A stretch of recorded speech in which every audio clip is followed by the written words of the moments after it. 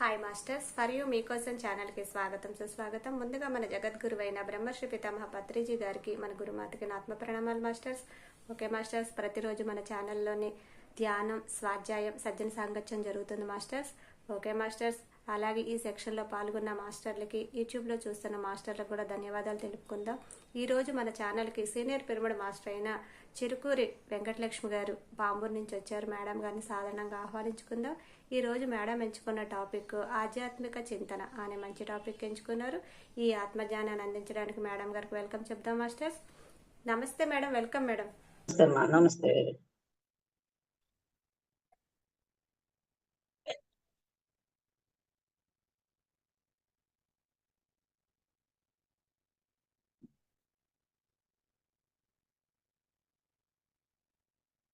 ముందుగా విశ్వధ్యాన జగతికి పితామహులైనటువంటి బ్రహ్మశ్రీ సుభాష్ పత్రిజీ గారికి, మాతృ సమానురాలైనటువంటి స్వర్ణమాల పత్రిజమ్మ గారికి హృదయపూర్వకంగా నమస్కరించుకుంటూ, అలాగే విశ్వమునందున్నటువంటి ప్రతి ఒక్క ధ్యానులకు, గ్రేట్ మాస్టర్స్ అందరికీ కూడా హృదయపూర్వకంగా నమస్కరిస్తున్నాను. ఈ జూమ్ లో వింటున్నటువంటి ప్రతి ఒక్కరికి హృదయపూర్వకంగా నమస్కరిస్తున్నాను. My dear friends, my dear gods, my dear masters, Brahmashri Pitamaha Patriji గారు మనకి ఇచ్చినటువంటి ఈ గొప్ప కవచం లాంటి మాటలు ఇవి మనకు. My dear friends, my dear gods, my dear masters అంట. ప్రతి ఒక్కళ్ళు కూడా ఆధ్యాత్మికంగా ఉన్నటువంటి ప్రతి ఒక్క వ్యక్తి కూడా గాడే, దేవుడేనని. అంటే ఆధ్యాత్మికంగా మానవ జన్మ అతి పవిత్రమైనది. ఇది ఈ మానవ జన్మను ఒక్కసారి పరవశించి పాడుకునే పాట కాదు. నిరంతరం ఇది ముళ్ళు మిళితమై ఉండేటువంటి బాటలు నడిచే బాటసారులు ఉన్నారు. మరి అలాంటి ముళ్ళు పూల బాటలను నడుస్తున్నటువంటి మనము ఆధ్యాత్మికంగా ఉన్నటువంటి వారు ఎవరు ఉన్నామో వాళ్ళ మాత్రము పువ్వుల బాటగా మార్చుకొని మన అందరినీ కూడా ఆ బాటను నడిచేటువంటి మార్గాన్ని చూపించినాడు పత్రిజీ గురుజీ గారు. శ్వాస మీద ధ్యాసని మనకు నేర్పించి, గౌతమ్ బుద్ధుడు చెప్పినటువంటి ఆనాపానసతి పాలి భాషలో ఉన్నటువంటి దాన్ని మనకు అతి సులభంగా అర్థమయ్యేలాగా శ్వాస మీద ధ్యాసని నేర్పించి, ఎటువంటి వారికి కూడా, చదువు లేని వారికి, చదువు ఉన్న వారికి, ఎంత వారికి కూడా అతి సులభంగా అర్థమయ్యేలాగా మనకు చెప్పించి, మనలో ఉన్నటువంటి ఈ యొక్క హర్షడ్ వర్గాలను తొలగించుకొని శాశ్వతంగా, అంటే హర్షడ్ వర్గాలను పూర్తిగా తీసేసేదానికి ఎవరు కూడా సాధ్యం కాదట. ఎందుకంటే వాటిని మన కంట్రోల్లో పెట్టుకోవచ్చు, అంతేగాని ధ్యానం అనే పవర్తో ధ్యానం చేసి జ్ఞానాన్ని సంపాదించుకొని మనము దాన్ని మనం కంట్రోల్లో పెట్టుకోవచ్చే, కానీ వాటిని పూర్తిగా తీసేసినటువంటి వారు ఎవరు బ్రహ్మాది దేవతలు కూడా లేరట. అందుకని ఆ అరిషడ్ వర్గాలను మనము కంట్రోల్లో పెట్టుకోవాలంటే మరి మనకు బాగా మరి అలాంటి అరిషడ్ వర్గాలను కామ, క్రోధ, లోభ, మోహ, మద మత్సరాలను త్యజించుకొని, అంటే కంట్రోల్ చేసుకుని, ముఖ్యంగా ఆధ్యాత్మికంగా ఈ చింతన, ఈ ఆధ్యాత్మికంగా అంటే ఆధ్యాత్మికము అంటే ఏంటి? ఆత్మ పరమాత్మ రెండు మిళితం చేసుకోవటం ఆధ్యాత్మిక. ఆ ఆత్మ అనేది మనకు మామూలుగా అందరికీ ఉంది ఆత్మ, కానీ పరమాత్మను చూసి దానికి ప్రయత్నించాలంటే నిరంతరము మనం ధ్యానం చేయాలి, శ్వాస మీద ధ్యాస పెట్టి. మరి ఈ రోజు నేను చెప్తున్నటువంటి ఆధ్యాత్మిక సమస్యలు అనొచ్చు, చింతలు అనొచ్చు కదా, రెండు కూడా సమాన ఈక్వల్ ఉంది కదా అర్థము. మరి ఈ చింతలు అనేది ప్రతి ఒక్కరికి ఉన్నదే. అందులో ఆధ్యాత్మిక చింతన ఎలా చేయాలి, ఆధ్యాత్మికంగా మనం ఏం చేయాలంటే, ఈ ఆధ్యాత్మిక సమస్యలు వచ్చి ప్రతి మానవుడికి కూడా సమస్యలు సరిగ్గా అర్థం చేసుకోవాలి. మనం ఆధ్యాత్మికంగా ఉన్నటువంటి వాళ్ళం మనము ఏదైనా ఒక సమస్య వచ్చిందంటే మనకు ఒక 4 సమస్యలు ఉన్నాయి. ఏమిటి? ఒక్కొక్కటి ఏమిటంటే మన సమస్యలను మనము ఎదుర్కోవడం, గుర్తించటం. ఏదో ఒక సమస్య వచ్చింది. దానికి మనము భయపడకూడదు. ఆధ్యాత్మికంగా ఉన్న వాళ్ళం ఏం చేస్తాము? టైం తీసుకుంటాము. ఎందువల్ల ఇది వచ్చింది? ఏమిటి? ధ్యానాన్ని కూర్చుంటాము. కొంత సమయం ఇస్తాము. ఓహ్! సరే ఇది నా నుంచే వచ్చింది. నేను చేసుకుంటే వచ్చింది ఇది. స్వయం కృతాపరాధం ఇది. నా సమస్యకు నేనే కారణము. నేనే బాధ్యుడను అని మనం తెలుసుకొని ఇతరుల పైన మనము తప్పును పెట్టడానికి సాధ్యం లేదన్నమాట. ఇప్పుడు ఆధ్యాత్మికంగా ఉన్నోళ్ళం. ఆధ్యాత్మికంగా లేని వాళ్ళు ఏం చేస్తారు? ఒక చిన్న తప్పు జరిగిన అయ్యో! ఆమె ఎవరో మన ఇంటికి వచ్చిపోయింది. వచ్చిపోయినప్పటి నుంచి మనకేమో దరిద్రము. ఏమో వచ్చింది. అయ్యో! మన పిల్లకి దిష్టి తగిలింది. అయ్యో! వాళ్ళు చూడు ఎట్లున్నారో, ఈళ్ళు చూడు ఎట్లున్నారో. ఆ! ఎవరిని మనం ఇంట్లోకి రానీయకూడదనో, లేకుంటే మనం ఎక్కడ పోకూడదనో, ఏదో ఒకటి లేనిపోని సమస్యలు తెచ్చుకొని దాన్నే సతమతమైతుంటారనమాట. అది ఆధ్యాత్మికమైనటువంటి జ్ఞానం కలిగినటువంటి వ్యక్తి, ధ్యానం చేసేటువంటి వ్యక్తికి ఎలా ఉంటుందంటే, దాని గురించి విమర్శించుకుంటాడు. దాన్ని పరిష్కారం చేసుకునే మార్గము కనుగొంటాడన్నమాట. ఎలా పరిష్కారం చేసుకోవాలి? ఇప్పుడు చూడు, సమస్య పరిష్కారం చేసుకోవాలంటే, మనకు ఏదో ఒక సమస్య వచ్చి ఉంటుంది. ఒక డబ్బు గురించే వచ్చి ఉంటుందనుకోండి. లేదా ఏదైనా ఒక ఆహ్, ఫ్యామిలీలో ఏదైనా ఒక ప్రాబ్లమ్ ఉందనుకోండి. ఈ సమస్యను మనం గుర్తించటం ఎలా? గుర్తుపెట్టుకోవడం అన్నమాట. గుర్తుపెట్టుకొని సాధారణంగా మనకొచ్చేటువంటి సమస్యల్లో ఏమేమిటి వస్తున్నాయంటే, ఏదైనా ఒక సమస్య వస్తే దాన్ని గుర్తుపెట్టుకోవడము. వచ్చిన సమస్యను దాన్నే పట్టుకొని పీకులాడుకోకూడదు. అయ్యో! చూడు అలా వాళ్ళు ఇట్లా అన్నారు మనవల. ఈ మాట అన్నారే, ఇలా అన్నారే, ఎందుకు మనం బ్రతకాలా? మనల్ని ఎట్టు తిట్టినారు, అట్లా తిట్టినారు. మనల్ని పేదోళ్ళన్నారు, మనం మంచోళ్ళు కాదన్నారు. ఇలాంటి ఎవరో మనకు లేనిపోని అపనిందలు పెట్టుంటారు. జగడాలు జరుగుంటాయి. ఇవన్నీ గూడా ఏమంటే, ఆ సమస్యను మనము దాన్నే పట్టుకొని సాధించకూడదు. గతం గతః. ఒక సమస్యొచ్చింది ఏమబ్బా! ఇప్పుడు నేనే ఎగ్జాంపుల్ మా అమ్మగారు ఎళ్ళిపోయినారు. బాడీ వెకేట్ చేసినారు. మళ్ళా అతి త్వరలో మా తమ్ముడు ఎళ్ళిపోయినాడు. దాన్నే పట్టుకొని ఫీలయితా ఉన్నా నేను. ఇప్పుడు ధ్యానినయ్యుండి కూడా, ఆధ్యాత్మికంలో ఉండి కూడా, ప్రతి ఒక్క దానికి నేను తెలుసుకొని, కొన్ని క్లాసులు తీసుకొని, గోల్డ్ మెడల్స్ నాకు పత్రిజీ గారి ప్రభావంతో నాకు దొరికినా కూడా, నాలో ఉన్నటువంటి మనసు వీక్ అయిపోయింది. అంటే వీక్ కాలే, వెనుబోతయిందది. దానికి ఛాన్స్ ఇచ్చా నేను. సమయం ఇచ్చాను చూడు. ఎప్పుడు దాన్నే చింతిస్తా ఉన్నాను కదా! అమ్మ అయ్యో! ఇట్లుంది. ఇది చేసుంటే నేను డాక్టర్ కాబట్టి, అయ్యో! ఓవర్ మెడిసిన్ ఇచ్చి చంపేస్తున్నాను మా అమ్మను. వాళ్ళు ఓవర్ మెడిసిన్ ఇచ్చారే. అయినా లాస్ట్ స్టేజ్‌లో ఒక్కసారి 5 ఇంజెక్షన్‌లు అవి ఎలా ఇచ్చారు? నేను చెప్పను వెళ్ళి గూడా. నేను ఏమి మాట్లాడకుండా గమ్ముగా అయిపోయానని. ఇదే, ఇదే సమస్య. దాన్నే పెరుకులాడుకుంటారు. దానివల్ల ఏమయ్యాను? చాలా సిక్ అయిపోయినా. ధ్యానము లేదు, ఆహారం లేదు, నిద్ర లేదు. ఎన్ని విధాలు తెచ్చిపెట్టుకున్నాను కదా నేను. కారణం ఎవరు? నేనే. ఆధ్యాత్మికమైనటువంటి వ్యక్తిని అయ్యుండి కూడా,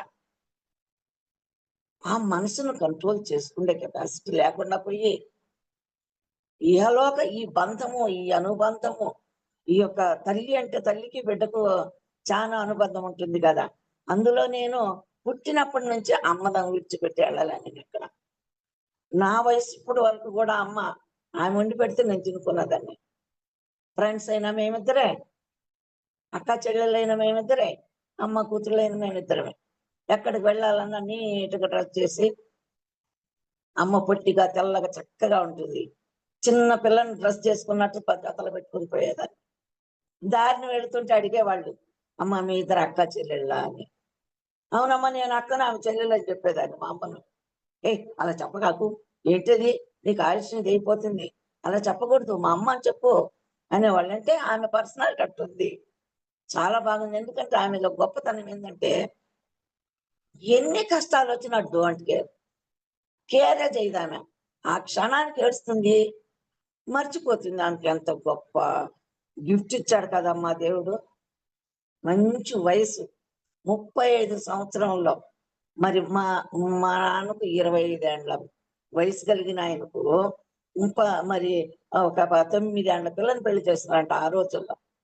ఈమె పెద్దదై మెచ్యూరై సంసారానికి పోయే లోపల మా నాన్న 30 ఏండ్లు కూడా అయిపోయినాడు. మా అమ్మకు 15 సంవత్సరాలకే నేను పుట్టేస్తుంది. ఇంకా అమ్మ ఎట్లుంటుంది బదులు పొట్టిగా చిన్న పర్సనాలిటీ కలిగిన ఆమె. నేను మా నాన్నలాగా మంచి పర్సనాలిటీ. మరి అటువంటప్పుడు ఆమె 25 ఏళ్ల లోపల మేము అందరం పుట్టేసినాం. 30 సంవత్సరాలు వచ్చే లోపల మా నాన్న వెళ్ళిపోయినారు. బాడీ వెకెట్ చేస్తున్నారు. అప్పుడు ఎలా ఉండాలని? నా తర్వాత తమ్ముడికి 2 కళ్ళు లేవు. మా అమ్మ ఎలా ఉండాలి? ఆ క్షణానికి ఫీల్ అయింది ఆమె. దేవుడే ఉన్నాడులే, పుట్టించినోడు పులి మేపడా, నన్నేం చేస్తాడు అనుకునేది ఆమె. ఆమెలో ఒక దైవత్వం, ఆధ్యాత్మికమైనటువంటి వ్యక్తి కాబట్టి ఇహలోక సౌఖ్యాలకు ఆశపడకుండా పిల్లలు ఎందుకంటే ఆమె ఇప్పుడు ఇంకా ఆ వయసులో వాళ్ళకి ఇంకా పెళ్లిళ్ళు కాలే ఎంతో మందికి. 30 ఇయర్స్కి అంత అయిపోయిందంటే ఆమెకు ప్రజలు చాలా మంది అనుమానపడ్డారు, బిడ్డలను పెట్టుకుని ఉంటుందా అని. కానీ ఆమె ఒక యోగి, ఆమె ఒక రాజయోగి కాబట్టి మమ్మల్ని కూడా ఇంత దూరం చేసుకురాగలిగింది. మాలో కూడా తప్పు బుద్ధులు లేకుండా ఎలాంటి శారీరక సంబంధపడిన తప్పులు కానీ దేనికి పోనీయకుండా ఆమె కంట్రోల్లో పెట్టుకొని సాగింది మమ్మల్ని. దేనివల్ల? ఆమె ఒక స్పిరిచువల్ పర్సన్ కాబట్టి. మా నాన్నగారు గొప్ప సంగీత విద్వాంసులు, ఆయన కూడా స్పిరిచువల్ పర్సన్. మా ఇంట్లోనే అన్ని మాకు ఆధ్యాత్మిక సత్సంగాలు జరిగేవి నాన్న దగ్గర. అవన్నీ చూసుకొని నేను 8 ఏళ్ళ బిడ్డప్పుడే నాకు ఈ యొక్క ఆధ్యాత్మిక దీంట్లో వాళ్ళు చేసేది చూసి నేను ధ్యానానికి కూర్చున్నా. అప్పుడు మెడిటేషన్ కదా, ధ్యానాలు మనకి ఈ మధ్య శ్వాస మీద ధ్యాస అనేది తెలిసింది. నేను యోగా క్లాసులన్నీ చేశాను, వివేకానంద యోగా సెంటర్లో ట్రైనింగ్ తీసుకున్నాను. అవి ఏంటంటే రేచిక పూర్వక అనేది వస్తుంది. ఈ హైట్ సరిపోయిందా మేడం? ఇది రేచిక పూర్వకం అని వచ్చింది అప్పట్లో. సరిపోయింది మేడం, సరిపోయింది. ఇప్పుడేమి శ్వాస మీద ధ్యాసను, ఉచ్ఛ్వాస నిశ్వాస. మరి అలాంటప్పుడే చిన్న వయసులోనే నేను 8 సంవత్సరాల వయసులోనే నాన్నోళ్ళు చేసేది విని చూసుకొని తెల్లవారుజామున మా నాన్నకు పోస్ట్ మ్యాన్, ఆయన పనిచేస్తున్నాడు. ఆయన ఇంటి నుంచి వెళ్ళిపోతాను. మా అమ్మ వాళ్ళది పడుకొని నిద్రపోతున్నారు. నేను ఒక మంచం పెట్టా ఉల్టా వేసేసి కూర్చున్నాను. నేను వాళ్ళు ఎట్లా చేశారో అలాగే కూర్చొనేసిన. ఆ చిన్న పిల్లలు ఒక పట్టు పట్టినారంటే వాళ్ళకి ఏమి ఉండవు కదా, ఇంకా వేరే ఆలోచనలు ఉండవు కదా. పామునంటిది గట్టిగా పట్టేస్తారంట, వాడు చంపుద్ది అని భయం లేదు. అలాంటి స్టేజిలో 8 ఏళ్ల పిల్లలు నేను ధ్యానానికి చిట్టంగా కూర్చొనేసిన. ఇప్పుడు మనం మాట్లాడుకున్నంత సేపట్లోనే నాకు పెద్ద బంగారు పుట్ట రావటము, ఆ పుట్టలో నుంచి పెద్ద పాము లేయటము, ఆ పాము తలలో నుంచి ఇంత పెద్ద మణి, ఆ మణి ఒక్క పవర్ లైట్కే కనురెప్పలు ఇట్లా కొట్టుకుంటా ఉన్నాయి. అంటే శక్తి చాలదు నాకు అది పట్టేదానికి.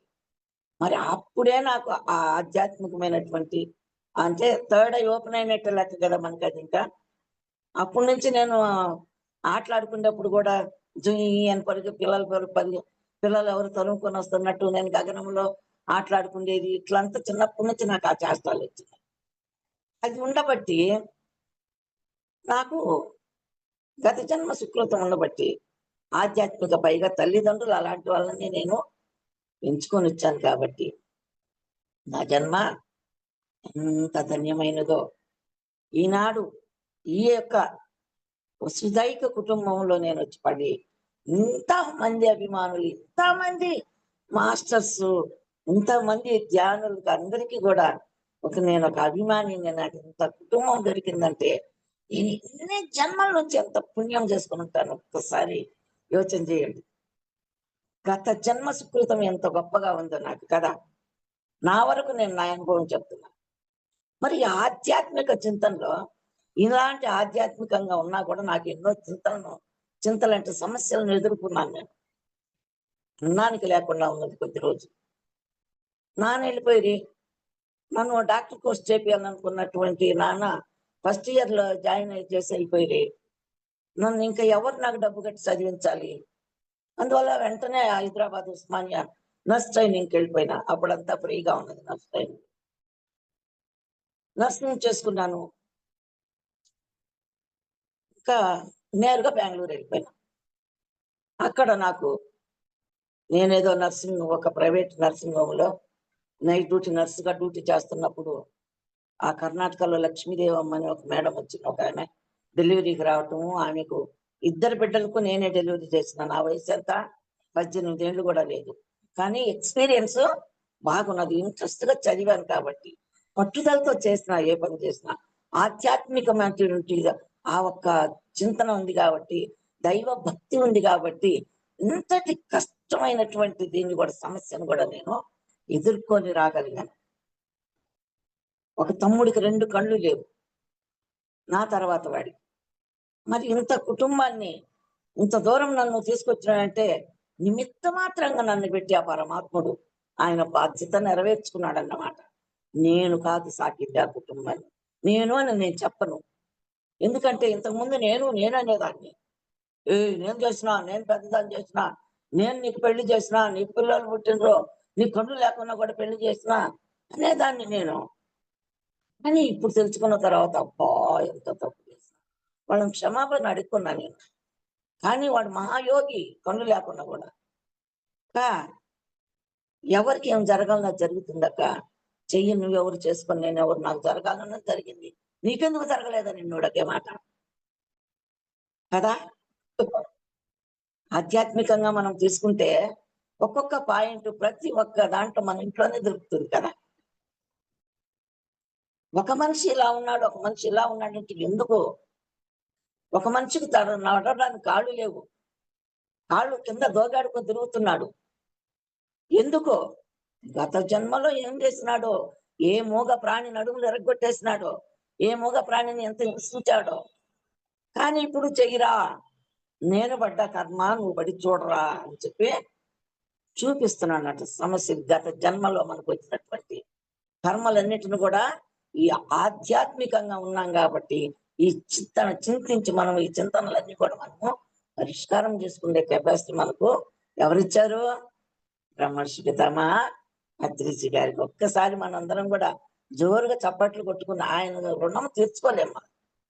ఆ మహానుభావుడు శ్వాస మీద ధ్యాస అనే విత్తనాలను, జ్ఞానపు విత్తనాలను చల్లేస్తున్న ప్రపంచమంతా. ఎక్కడెక్కడ పడిన జాగాంతా సారవంతమైన భూముల్లో పడిపోయినాయి. బ్రహ్మాండంగా వృక్షాలై పెరిగినాడు, ఫలాలిచ్చి ఎక్కడ చూసినా కూడా వనం అయిపోయింది. ధ్యాన జగత్ అయిపోయింది. మరి అహింస ఈ ధ్యానంలో చారబట్టి మనము ఆధ్యాత్మిక విమర్శన మనకు ఉంది కాబట్టి, చింతన చేస్తున్నాం కాబట్టి శాకాహారులం అయ్యాం. మాంసాహారాన్ని మానేశాము. ధ్యానానికి చేరుకునంటే ఆధ్యాత్మిక ఈ యొక్క చింతన లేకుంటే మనకు తింటున్నాము. లేని వాళ్ళని తింటున్నారు కదా, మన కోసమే పుట్టించినారు ఇట్లంటున్నారు. మరి అందుకనే పట్టు దాని గురించి మనము ఇవి 4 రకాలు ఉన్నాయన్నమాట. ఏంటంటే సమస్యను గుర్తించుకోవటము, రెండోది వచ్చి సమస్యను అతన్నే ఇంకా సమస్యగా దాన్నే యోచన చేసుకుని ఉండటము ఉండకూడదన్నమాట. జ్ఞానం మనం సంపాదించుకోవాలి. వీటన్నిటిని తొలగించుకొని ధ్యానం వల్ల మనము జ్ఞానం సంపాదించుకోవాలి. మూడోది. 4వది ఆచరణలో ఉంచుకోవాలి మనం. ఇప్పుడు శ్రవణం అందరు చెప్పే వింటా ఉన్నాము. విని ఇక్కడ వదిలిపెట్టుకొని పోయేది కాదు. అది మనం ఆచరణలో పెట్టుకోవాలి. మనం ఏం చేస్తున్నాము, గురువు గారు ఏం చెప్పారు, పద్ధతి, మన కుటుంబం ధర్మం మనం ఏం చేస్తున్నాము ఆచరణలో పెట్టుకోవాలన్నమాట. ఆచరణలో పెట్టుకోవాలి. ఇప్పుడు సాధారణంగా గుర్తు పట్టడం ఎలా, ఏదైనా సరే సాధారణంగా మనకు తెలిసిన కొన్ని విషయాలలో ఏముందంటే ఆధ్యాత్మిక పరిష్కారాలు. పరిష్కారం చేసుకునే దానికి కావలసినట్టు ఏ జబ్బు వచ్చినా కూడా మనకేమొస్తుంది? ఆధ్యాత్మికంగా ఏమొచ్చినా కూడా ఏమనుకుంటున్నాము? జబ్బులొచ్చినా, అనారోగ్యం వచ్చినా, జగడాలొచ్చినా, ఏమన్నా కష్టము, నష్టము, లాభాలు, నష్టాలు, ఎన్ని విపత్తులొచ్చినా, అనారోగ్యం వచ్చినా, రోగాలొచ్చినా, అనారోగ్యం, రోగం ఒకటి ఇవన్నీ కూడా యాక్సిడెంట్‌తో కూడా సమానం అంటే ఇవి కూడా. వీటన్నిటిని కూడా మనము పరిష్కారం చేసుకోవాలంటే వాటి గురించి మనము థింక్ చేయాలి. ఎందుకు జరిగింది? జరిగినోటి గురించి మనం యోచన చేసుకొని బాధపడకూడదు. పరిష్కరించుకోవాలి మనము అనేది ఒకటి చెప్తున్నారనమాట. ఇప్పుడు సీతాదేవి విషయాన్ని తీసుకుందాం ఆధ్యాత్మికంగా. ఆ తల్లి ఆధ్యాత్మికంగా ఉండి కూడా ఆ కోరికననే దాన్ని చంపుకోలేక అదేదో బంగారు జింక ఆ దారిన పోయిందట. ఆ బంగారు జింకను చూస్తేనే ఆమెకు కోరిక కలిగింది విపత్తు. కోరిక. ఏమండి, ఏమండి నాకు ఆ బంగారు జింక కావాలండి అని. కానీ ఆయనకు తెలుసు రామయ్యకు తెలీదా? ఈ అడవిలో భయంకరంగా ఈ రాక్షసులు మారువేషాల్లో తిరుగుతుంటాయని తెలుసు ఆయనకు. కానీ ఆమెకు చెప్తే వినే స్టేజ్‌లో లేదామె. ఎలా పరిష్కారం చేయాలి? వెళ్ళాలి, ఇతను తప్పదు కదా! అవతల ఆమెకేం కష్టం వస్తుందో, నష్టం వస్తుందో అవతల సంగతి. కానీ ఇప్పుడు ఈ అట్ ప్రెజెంట్ ఆ మనిషిని మనము ఆమె అడిగిన దాన్ని మనము కోరిక తీర్చాలి. తీర్చుకుంటే కొన్ని బాధలు కలుగుతాయి ఆయనకు. ఎలాగట వచ్చిన దాన్ని ఏమన్నా గాని, రాక్షసులన్నా గాని, ఎవరన్నా గాని ఏదో ఒకటి పరిష్కారం కావాలంటే పరిగెత్తుకొని వెళ్ళినాడీయన. పైగా ఆ రాక్షసుడని ఆయనకు తెలుసు కాబట్టి, ఆ బంగారు జింకను చంపాలి ఈయన. పరిష్కరించుకోవాలి ఆ రాక్షసులను. ఆ ఒక వచ్చేటువంటి విపత్తును ఎదుర్కోవాలి కదా! ఏం కోరిన కోరిక ప్రకారం వెళ్ళాడు. వెళితేనే అదేమైంది? అది ప్రాణం విడుస్తూ "హా సీత! హా లక్ష్మణ" అని అరిసింది. చచ్చిపోయింది ఎవరు? జింక. అరిసింది ఎవరు? ఆహ్, వాళ్ళకి తెలిసింది ఎవరు? రాముడు చచ్చిపోయాడేమో అన్నట్టు ప్రాణం పోతూ నన్ను పిలిచారు. "అయ్యో లక్ష్మణ! నువ్వు పోకుంటే ఆ! నువ్వు పో, మీ అన్నకి ఏదో విపత్తు జరిగింది" వెళ్ళమంటుంది.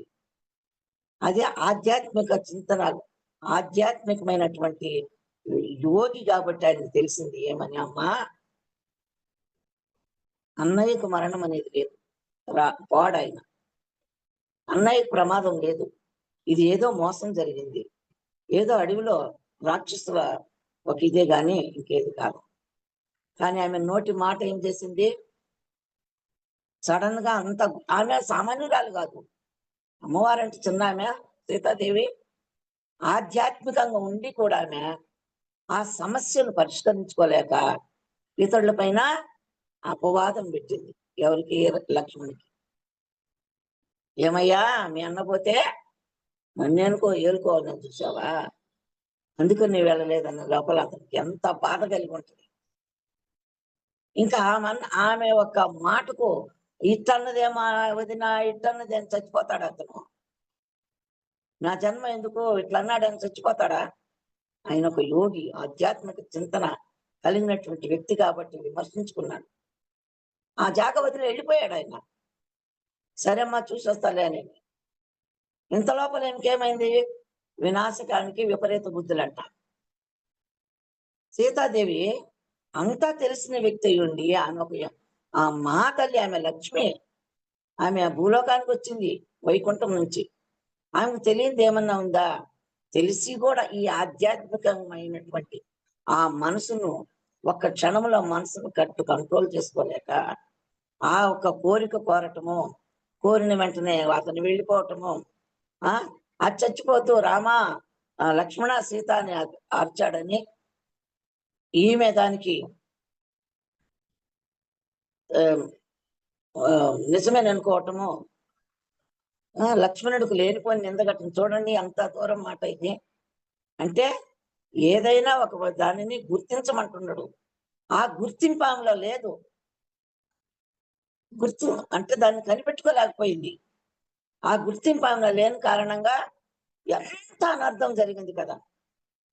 వాడు రావణాసురుడు రావటము, తీసుకొని వెళ్ళిపోయాడు. మరి ఇంకా సీతాదేవి వెళ్ళిపోయిందని రాముడు ఏడవలేదు కదా అని మనం అనుకుంటాం. కానీ నర రూపంలో ఉన్నాడు కాబట్టి అది ప్రతి ఒక్కళ్ళకి కూడా ఆ ఒక్క సంబంధం అనేది భార్యాభర్తలు, తల్లి బిడ్డలు అనేది ఆ వ్యామోహ సంబంధం ఉంది కాబట్టి అతను ఆయన కోసము ఏడుస్తూ కూర్చోలే, పరిష్కరించుకునే దానికి తిరిగినాడు. పరిష్కారం చేసుకోవాలి. వస్తుంటాయి ఆధ్యాత్మికమైనటువంటి సమస్యలు వస్తూ ఉంటాయి మనకు. కానీ అలాగే ఉండలేదు ఆయన. ఆమెను ఎత్తుక్కుంటూ వెళ్ళాడు. సమస్య ఎట్లో కట్ట కనిపెట్టుకుని తీర్చేసినాడు. మనం అదంతా చెప్పలేము కదా. చెప్పొచ్చు టైం ఉంటే. మరి ఒక్కొక్క దానికి ఎగ్జాంపుల్ నేను తీసుకునేది మన ఆర్కే ఈయన డాక్టర్ జీకే మాస్టర్ గారు రాసినటువంటి ఇది ఆధ్యాత్మిక సమస్యలు, ఇది టాబ్లెట్స్. దీంట్లో ప్రతిదీ కూడా మనం తెలుసుకోవాల్సింది ఏంటంటే సమస్య సమస్య దేన్ని కూడా ఆధ్యాత్మిక టాబ్లెట్స్ ఇవి. ఈ సమస్యలు 4 చెప్పినాను కదా. ఏమిటి? సమస్యను గుర్తింపు పెట్టుకోవడం ఏంది ఇది, ఎందుకు వచ్చిందా అని. రెండోది దాన్నే పట్టుకొని బాధపడకుండా ఉండటం. మూడోది వచ్చి జ్ఞానం. వీటన్నిటిని తొలగించుకొని జ్ఞానంతో మనము ఉండాలి అనేది. నాలుగోది వచ్చి ఆచరణ. ఆచరించాలి మనం. ఏది కూడా ఒక పని చేయాలంటే దాన్ని ఆచరించాలి. గురువు ఇచ్చినటువంటి మాట మనకి ఏం చెప్పినాడు? శ్వాస మీద ధ్యాస. ప్రతి ఒక్కళ్ళు ధ్యానం చేయండి, శాకాహార ర్యాలీలు చేయండి, మూగ ప్రాణులను కాపాడండి అని చెప్తున్నారు కదా. దాన్ని మనము ప్రతి ఒక్కళ్ళు కూడా మహానుభావులు అందరూ కూడా ఆచరిస్తా ఉన్నారు. రాత్రి పవళ్ళు కూడా కంటిన్యూషన్ గా చేస్తా ఉన్నారు.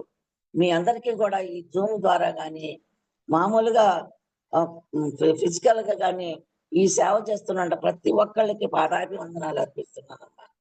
అంత గురువుకి ఇచ్చినటువంటి మాట ప్రకారము అందరూ కూడా శ్రద్ధగా రాత్రి పగలనుకున్న ఇంత శ్రమించి చేస్తున్నప్పుడు మరి మాకు ఇలాంటిది నాకు ఎక్కడే కానీ బాగా లేకుండా నాకు కొంచెం ప్రాబ్లం ఉంది హెల్త్కి, అట్లున్నా కూడా నేను చెప్పను అని మాత్రం ఎట్టి పరిస్థితులు చెప్పను. నేను ఆ పరమాత్ముడు, ఆ యొక్క ప్రకృతి మాత, ఆ యూనివర్స్ నాకు ఇచ్చినటువంటి ఒక దీన్ని నేను పట్టుదలతో నేను నెరవేర్చుకోకుండా నేను చేయను. కానీ కొంతమందికి నేను పాపము తెలిసిపోయింది అమ్మ దీంతో ఫీలింగ్ లో ఉన్నానని చాలా మంది అడుగుతున్నారు. కానీ చెప్పండి అట్లా నేను వాళ్ళకి చెప్పాను, పర్వాలేదు ఆయన బాగున్నాను, నన్ను నా గురించి ఫీల్ కాకండి, పర్వాలేదులే వస్తాను, మీరు ఎక్కడ పిలిచినా వచ్చి క్లాస్ తీసుకుంటాలే అట్లని అందరికి చెప్పిన ఫోన్ చేసి. అందరూ కూడా హ్యాపీ అయినారు. ఇప్పుడు ఇక మళ్ళా జూమ్ క్లాసులు ఫుల్ అయిపోయినాయి. 20కి ఉంది మేడము ఏముంది కదా, సూర్యునితో మాట్లాడతారు వైదేహి మేడం, వాళ్ళది ఉంది. కంటిన్యూషన్ గా ఉన్నాయి. మళ్ళీ ఫిజికల్ క్లాసులు ఉన్నాయి 23, 22, 23. అంటే ఆచరిద్దాం, చెయ్యాలని. నేను ఈ యొక్క ఫీలింగ్ పెట్టుకొని కూర్చుంటే అవుతుందా?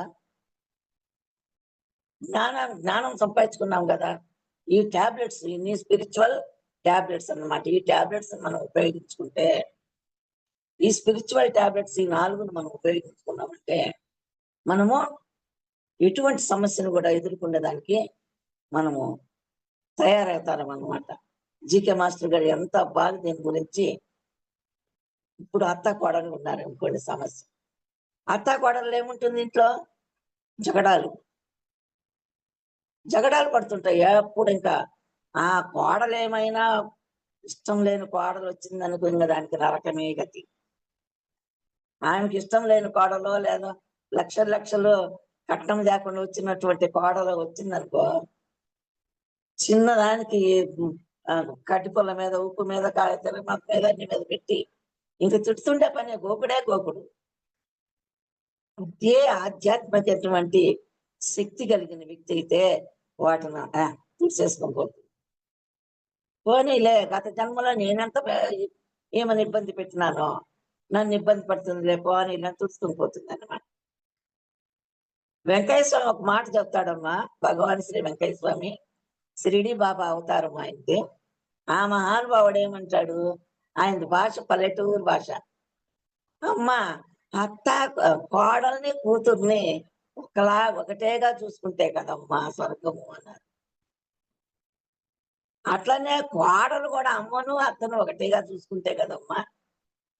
అత్త మాత్రమే చూసుకుంటేది కాదు, కోడలు కూడా చూసుకోవాలి కదా. మరి ఈ ఇంట్లో వచ్చే సమస్యలు ముఖ్యంగా ఆడ మనుషులకి ఉండేటువంటి బాధ అంతా ఇంత కాదు. ఈ ఆధ్యాత్మికంగా ధ్యానంలో చేరిన వాళ్ళకి అనుభవాలు బాగా ఉంటాయి. ఇంట్లో ఉండేది ఒక్కరం చేరుంటాము. ఇంటి ఇల్లాదులు చిచ్చా పెట్టుకునేవాళ్ళు, మనం వండి పెట్టము, వాళ్ళు వండి పెట్టమంటారు. ఆడే ఫైటింగ్ వచ్చా. ఏ ఊరు ధ్యానం చేరినావు, ఎక్కడ ధ్యానంలో చేరినావు, పనికి మాల ధ్యానంలో చేరి మాకేమి చేసి పెట్టడం లేదు, మేము తినాలా, అది ఇదని హింస పడతా ఉంటారు ఎంతో మంది మహానుభావులు.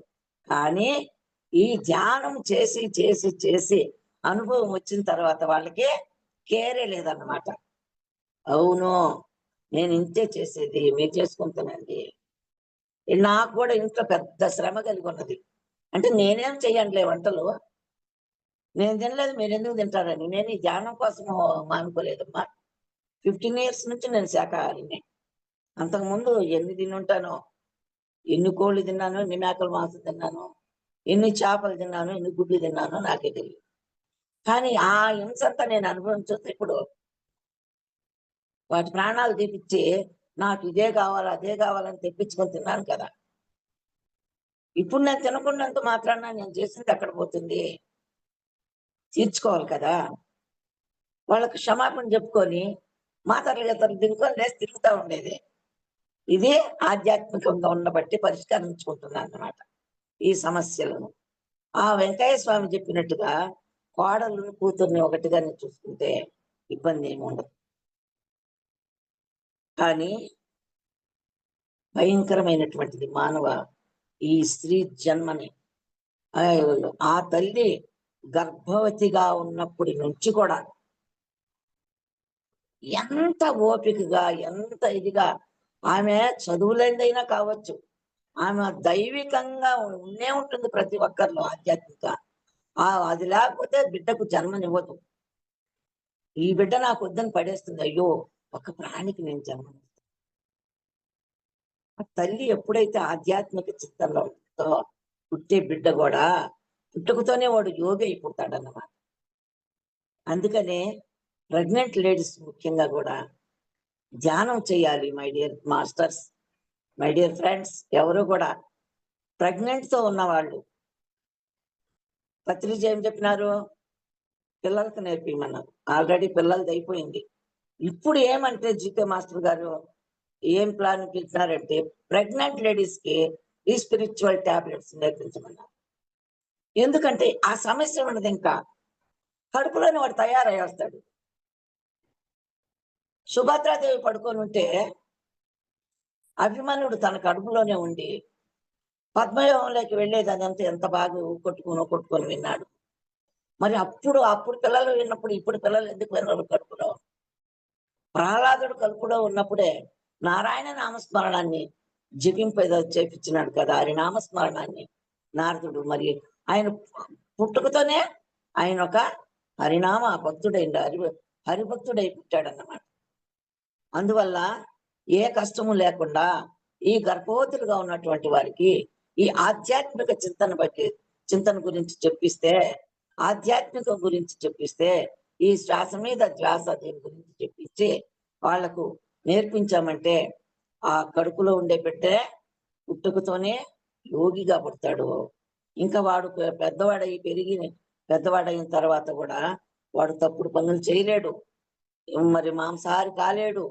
వాడు పుట్టుకతోనే మంచి ఆధ్యాత్మికమైనటువంటి పర్సన్ వచ్చాడు. కాబట్టి మై డియర్ ఫ్రెండ్స్, ఎవరైనా సరే లేడీస్ మంచి పుస్తకాలు చదవండి, మంచి పుస్తకాలు చదవండి, సత్సంగాలు వినండి, ఆధ్యాత్మిక ధ్యానం చేయండి, బిడ్డతో మాట్లాడుకోండి, బిడ్డతో పలకరించుకోండి. అప్పుడే మనకు జ్ఞానముతో కలుగుతుంది. నింపినటువంటి బిడ్డ మనకు పుడతాడు. కానీ కొంతమంది అత్త బాధపడలేక, భర్త బాధపడలేక, పేదరికంతో, అనారోగ్యంతో వాళ్ళు నరలి నరలి కృషించి ఆ బిడ్డ కూడా పుట్టుకతోనే వాడు అని రోగిష్టిగా పుట్టడమో, కోపిష్టిగా పుట్టడమో, ఏదో ఒక రూపంలో తల్లి ఏం చేసిందో ఆ ప్రభావం బిడ్డల మీద పడుతుంది. కాబట్టి ఈ ఆధ్యాత్మిక చింతన చేసేవాళ్ళు దయచేసి ప్రెగ్నెంట్ లేడీస్ ఆధ్యాత్మికంగా పాటలు పాడుకోండి, భక్తి పాటలు పాడుకోండి, మరియు పుస్తకాలు చదవండి. మహనీయులు బుక్కులు చదవండి, రాసినటువంటి ఓషో గారు రాసినటువంటి ఒక యోగి ఆత్మకథలు ఇవన్నీ చదవండి.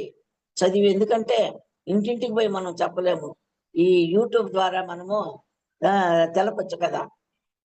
మరి అందువల్ల ప్రెగ్నెంట్ లేడీస్ ముఖ్యంగా చెప్తున్నాను, ఈ ఆధ్యాత్మిక చింతన దయచేసి మీరు ఒక రోజులో ఒక్కసారైనా సరే ఆ బిడ్డతో మాట్లాడుకోండి. ఆధ్యాత్మికంగా మీరు ధ్యానం చేసేప్పుడే బిడ్డతో కూడా ధ్యానం చెప్పేయండి. నానా ధ్యానానికి కూర్చున్నానా, నేను ధ్యానం చేస్తున్నానని చెప్పండి. అది ఊకొడుతుంది, వింటుంది బిడ్డ. 5 నెలల నుంచే మామూలు ఆయుష్ వచ్చేస్తుంది. బిడ్డ పలకరిస్తా ఉంది, మాట్లాడుతుంది. లోపల ఇంటర్నల్ దానికి ఆకలి అవుతుంది అనేది తల్లికి ఎలా తెలుస్తుంది? గబగబా తల్లి ఏదో ఒకటి తింటుంది. అయ్యో సుస్తుగా ఉంది అట్లని. తల్లే కారణం ముఖ్యానికి. అందుకనే చెప్తారు కదా, మానవ జాతి మనుగడకి ప్రాణం పోసింది మగువ, త్యాగములో అనురాగములో తరగని పెన్నిది మగువ. పెన్నిది ఇది ఎంతవరకు తరగని పెన్నిది. ఒక అన్నకు ముద్దుల చెల్లి, ఇంట్లో అన్నకు చెల్లెలవుతుంది. ఒక ప్రియుడికి వలపుల మల్లి, ఒక రామయ్యకు కన్న తల్లి. అంటే జన్మ ప్రతి ఒక్క స్త్రీలో కూడా స్త్రీలేందే లేదు. అందుకని చాలా మంది కూడా ఇప్పుడు స్త్రీలు తక్కువైపోయినారు. ఎందుకంటే ఆడబిడ్డని తెలుసుకొని ముందుగానే అభాషణ చేసుకొని అదొక పాపం కట్టుకున్నారు చాలా మంది. అస్సలు పిల్లలే లేకుండా గుడ్రాళ్ళు అయిపోయే కాలం వచ్చింది మళ్ళా. అందుకని ఎవరు కూడా ఆధ్యాత్మిక చింతనతో మనము ఈవెన్ ఈ స్పిరిచువల్ టాబ్లెట్స్ ద్వారా ఈ 4 గుణాలు మనము కలిగి ఉంటే తప్పకుండా మై డియర్ ఫ్రెండ్స్ మనము ఇదైతాము. ఇప్పుడు రామయ్య వచ్చి ఈ ఆధ్యాత్మిక చింతనలో ఉన్నాడు కాబట్టి, ఆయన ఆధ్యాత్మికమైనటువంటి వ్యక్తి కాబట్టి కొన్ని ఆచరణలు ఆచరించాడు. ఆచరణ అనే దాని గురించి చెప్తున్నాను. ఆయన ఆచరించినటువంటి విషయాలు ఆయనలాగా మనం ఆచరించాలని చెప్తున్నాను. ఎలాగంటే రామయ్య సీతమ్మను చూడకముందే లవ్ చేసిండంట. ఎలాగా? ఆమెను చూడకముందే ఆయన లవ్ చేసినాడంట. ఎలాగా, ఎప్పుడు, ఏమిటి, ఎలా లవ్ చేసినాడు ఆయన అంటే, ఆ అయోధ్యలో అశ్వమేధ యాగం చేశారట. అశ్వమేధ యాగం చేసినప్పుడు ఆ అశ్వం వెంట కొంతమంది సైనికులను పంపిస్తారు. ఆ కొంతమంది సైనికులను పంపించినప్పుడు వాళ్ళు వెనకాల వెళ్తా ఉంటే ముందు గుర్రం వెళ్ళిపోతూ ఉంటుంది, పరుగులు తీస్తుంది గుర్రం కదా. ఆ పరుగులు తీస్తూ మిథిలా నగరం దగ్గరికి వెళ్ళింది. ఆ మిథిలా నగరంలో నలుగురు అక్కల చెల్లెళ్ళు, అంటే సీతమ్మ వాళ్ళ చెల్లెళ్ళు ముగ్గురు కలిసి అక్కడ వనవిహారంలో అక్కడ వాళ్ళకొక రూములు ఉంటాయి కదా అన్ని చోట్ల కూడా, రాజు బిడ్డలు వాళ్ళకేం కొరవ. అక్కడ ఉన్నప్పుడు పరుగు తీసుకొని వస్తా ఉన్నటువంటి గుర్రాన్ని గమనించిందంట. ఆధ్యాత్మికమైనటువంటి చింతన కలిగినటువంటి తల్లి కాబట్టి face is index of mind. ఆ గుర్రము యొక్క ముఖాన్ని గమనించిందట. ఎలా ఉంది గుర్రము? ఆకలి దప్పులతో నకనకలాడుతూ అల్లాస్తూ పరుగు తీస్తా ఉంది. కానీ ఎందుకో ఆచరిస్తుంది దాని కర్తవ్యాన్ని. నాకు ఆకలి అవుతుందని కూర్చోలేదు అది, ఆ గుర్రము కదా. కర్తవ్యం, తనకి ఇచ్చినటువంటి కర్తవ్యాన్ని ఆచరించాలి కదా, నెరవేర్చాలి కదా. పరుగులు తీస్తా ఉంది ఆకలి దప్పులతో. వీళ్ళు సైనికులు ఎక్కడ నీళ్లు దొరికితే అక్కడ తాగుతున్నారు, ఎక్కడ తిండిలు ఉంటే అక్కడ తినుకుంటున్నారు. కానీ గుర్రం సంగతి ఎవరు పట్టించుకో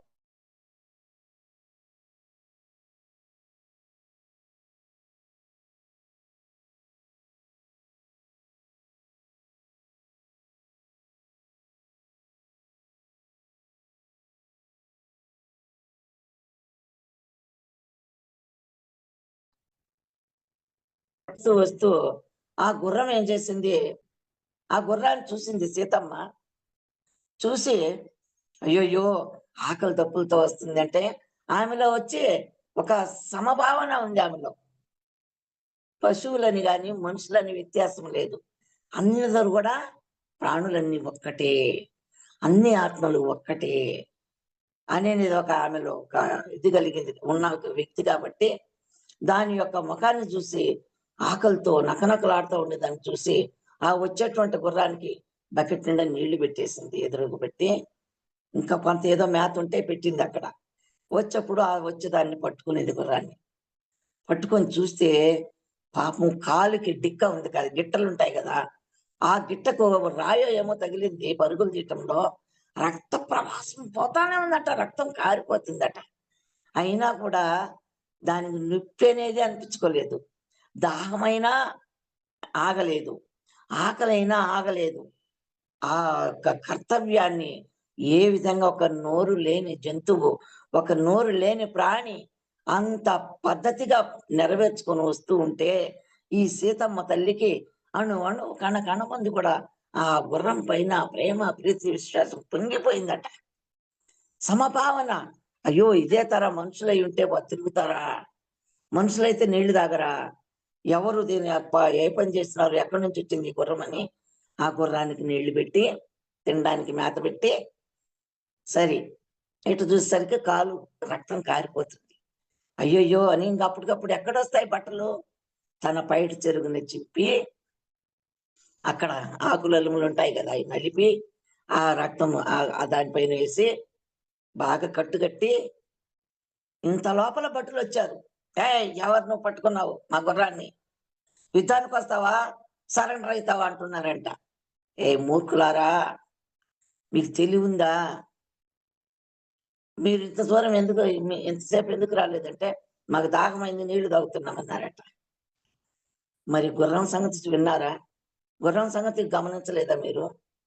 ఆకలి చూడు, బకెట్ నీళ్లు తాగింది, ఇంత మేత తినింది, పైగా కాలుకి ఎంత దెబ్బ తగిలినా కూడా రక్తం కారుతున్నా కూడా తన గురువుకి ఇచ్చినట్టు తన కర్తవ్యం నెరవేర్చుకునే దానికి ఒక మూగ ప్రాణి ఈ విధంగా పరిగెత్తుతుందంటే మీరు మనుషులేనా, మీకే గాయం తగిలితే మీరు పరిగెత్తుతారా అని వాళ్ళకి బాగా చీవాట్లు పెట్టిందట. సరెండర్ అయ్యేది నేనా మీరా అని చెప్పి అడిగిందట. అప్పుడు తప్పైంది తల్లి అని అక్కడి నుంచి మళ్ళా పరిగెత్తుకొని గుర్రం అంతా తిరుక్కొని అది అయోధ్య చేరుకుంది. అయోధ్య చేరుకున్న తర్వాత అయోధ్యలో ఆ అశ్వము యాగాశ్వం వచ్చేసింది అని యజ్ఞం చేస్తున్నారంటమ్మా. యజ్ఞము, ఆ యజ్ఞానికి ఈ గుర్రాన్ని ఆవుతి ఇవ్వాల, బలి, యజ్ఞాశ్వం బలి ఇవ్వాలన్నమాట. అంత బలి రెడీ చేస్తా ఉన్నారనుకుంటే యజ్ఞం గుర్రం వచ్చే లోపల.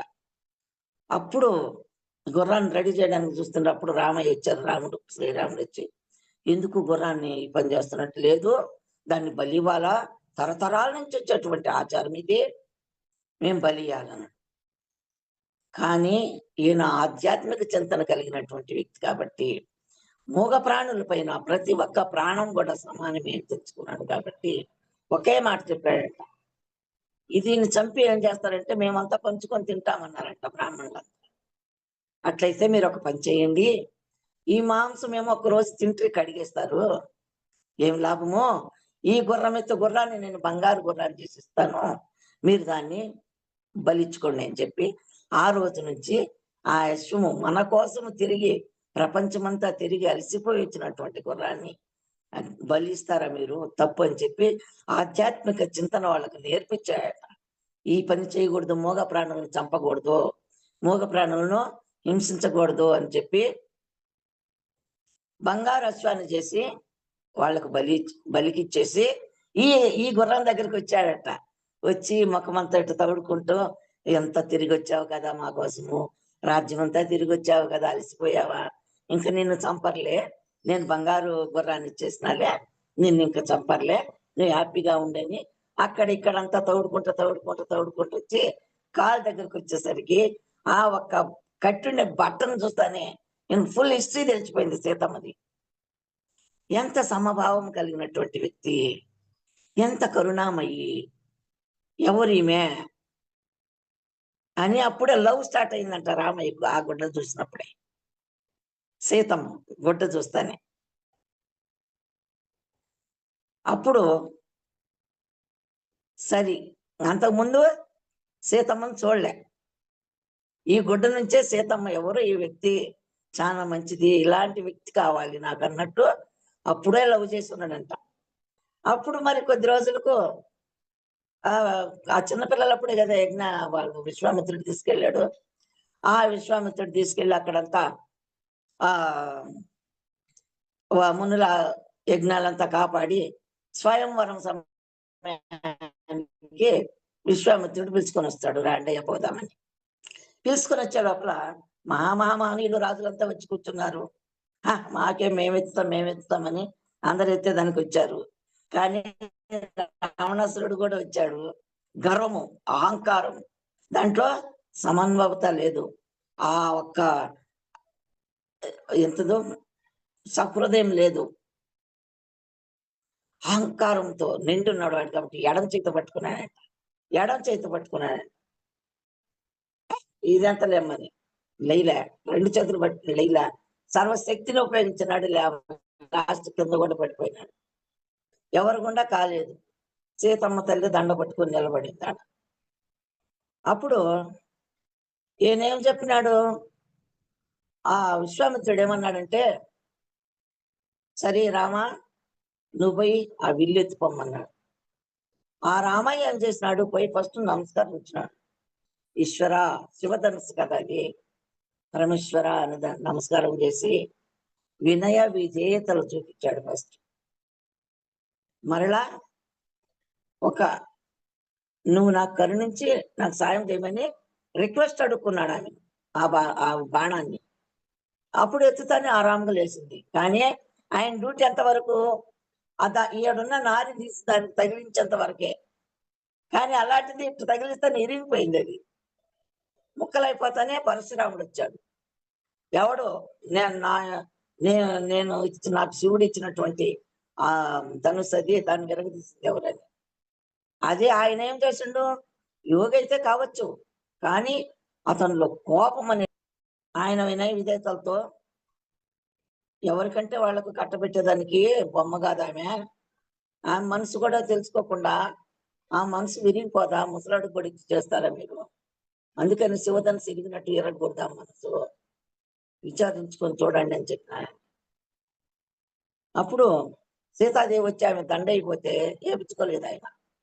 ఆచరణలో పెడుతున్నాడు. ఏమైనా తల్లిదండ్రులు ఉన్నారు కదా, ఆధ్యాత్మికంగా తెలిసినవాడు కాబట్టి తల్లిదండ్రి గురువు దైవానికి మనము గౌరవం ఇవ్వాలి అని చెప్పి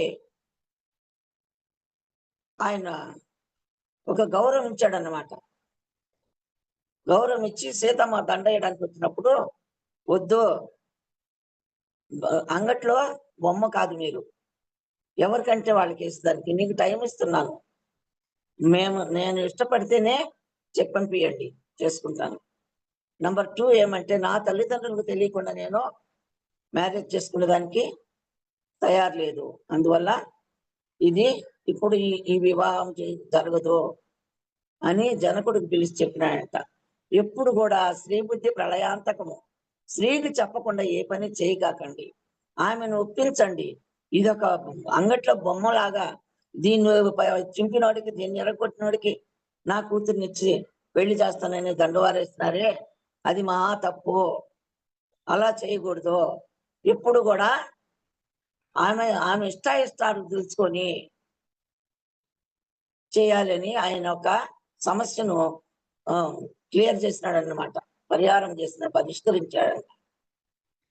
ఇలాంటి సందర్భంలో మరి ఈ ఆధ్యాత్మిక చింతన మనకు చాలా ముఖ్యంగా అవసరం ఉంది.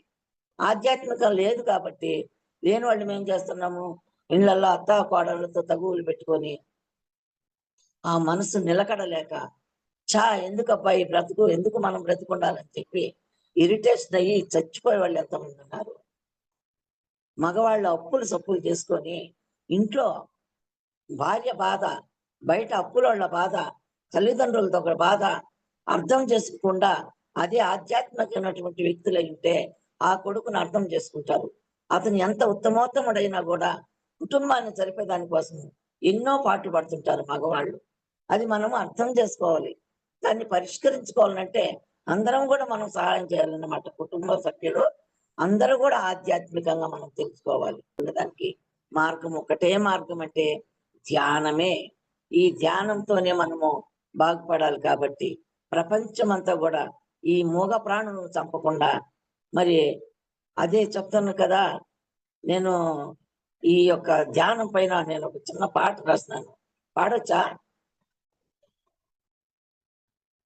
మన జీవితం ఎంత గొప్పదంటే ఈ ధ్యాన జగత్తులో జీవితమే ధన్యమో, మన జీవితమే ధన్యమో, ధ్యాన జగతిలోన మనము జన్మనెత్తినందుకు జీవితమే ధన్యమో.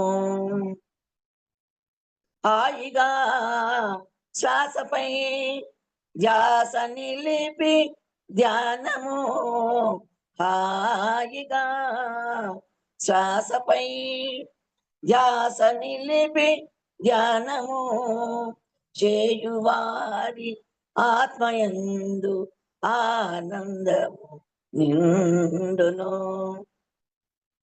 అజ్ఞానమనే చీకటి ఏ ఏ అజ్ఞానమనే చీకటి తొలగి వెలుగు నిండిన జీవితమే ధన్యము, మన జీవితమే ధన్యము.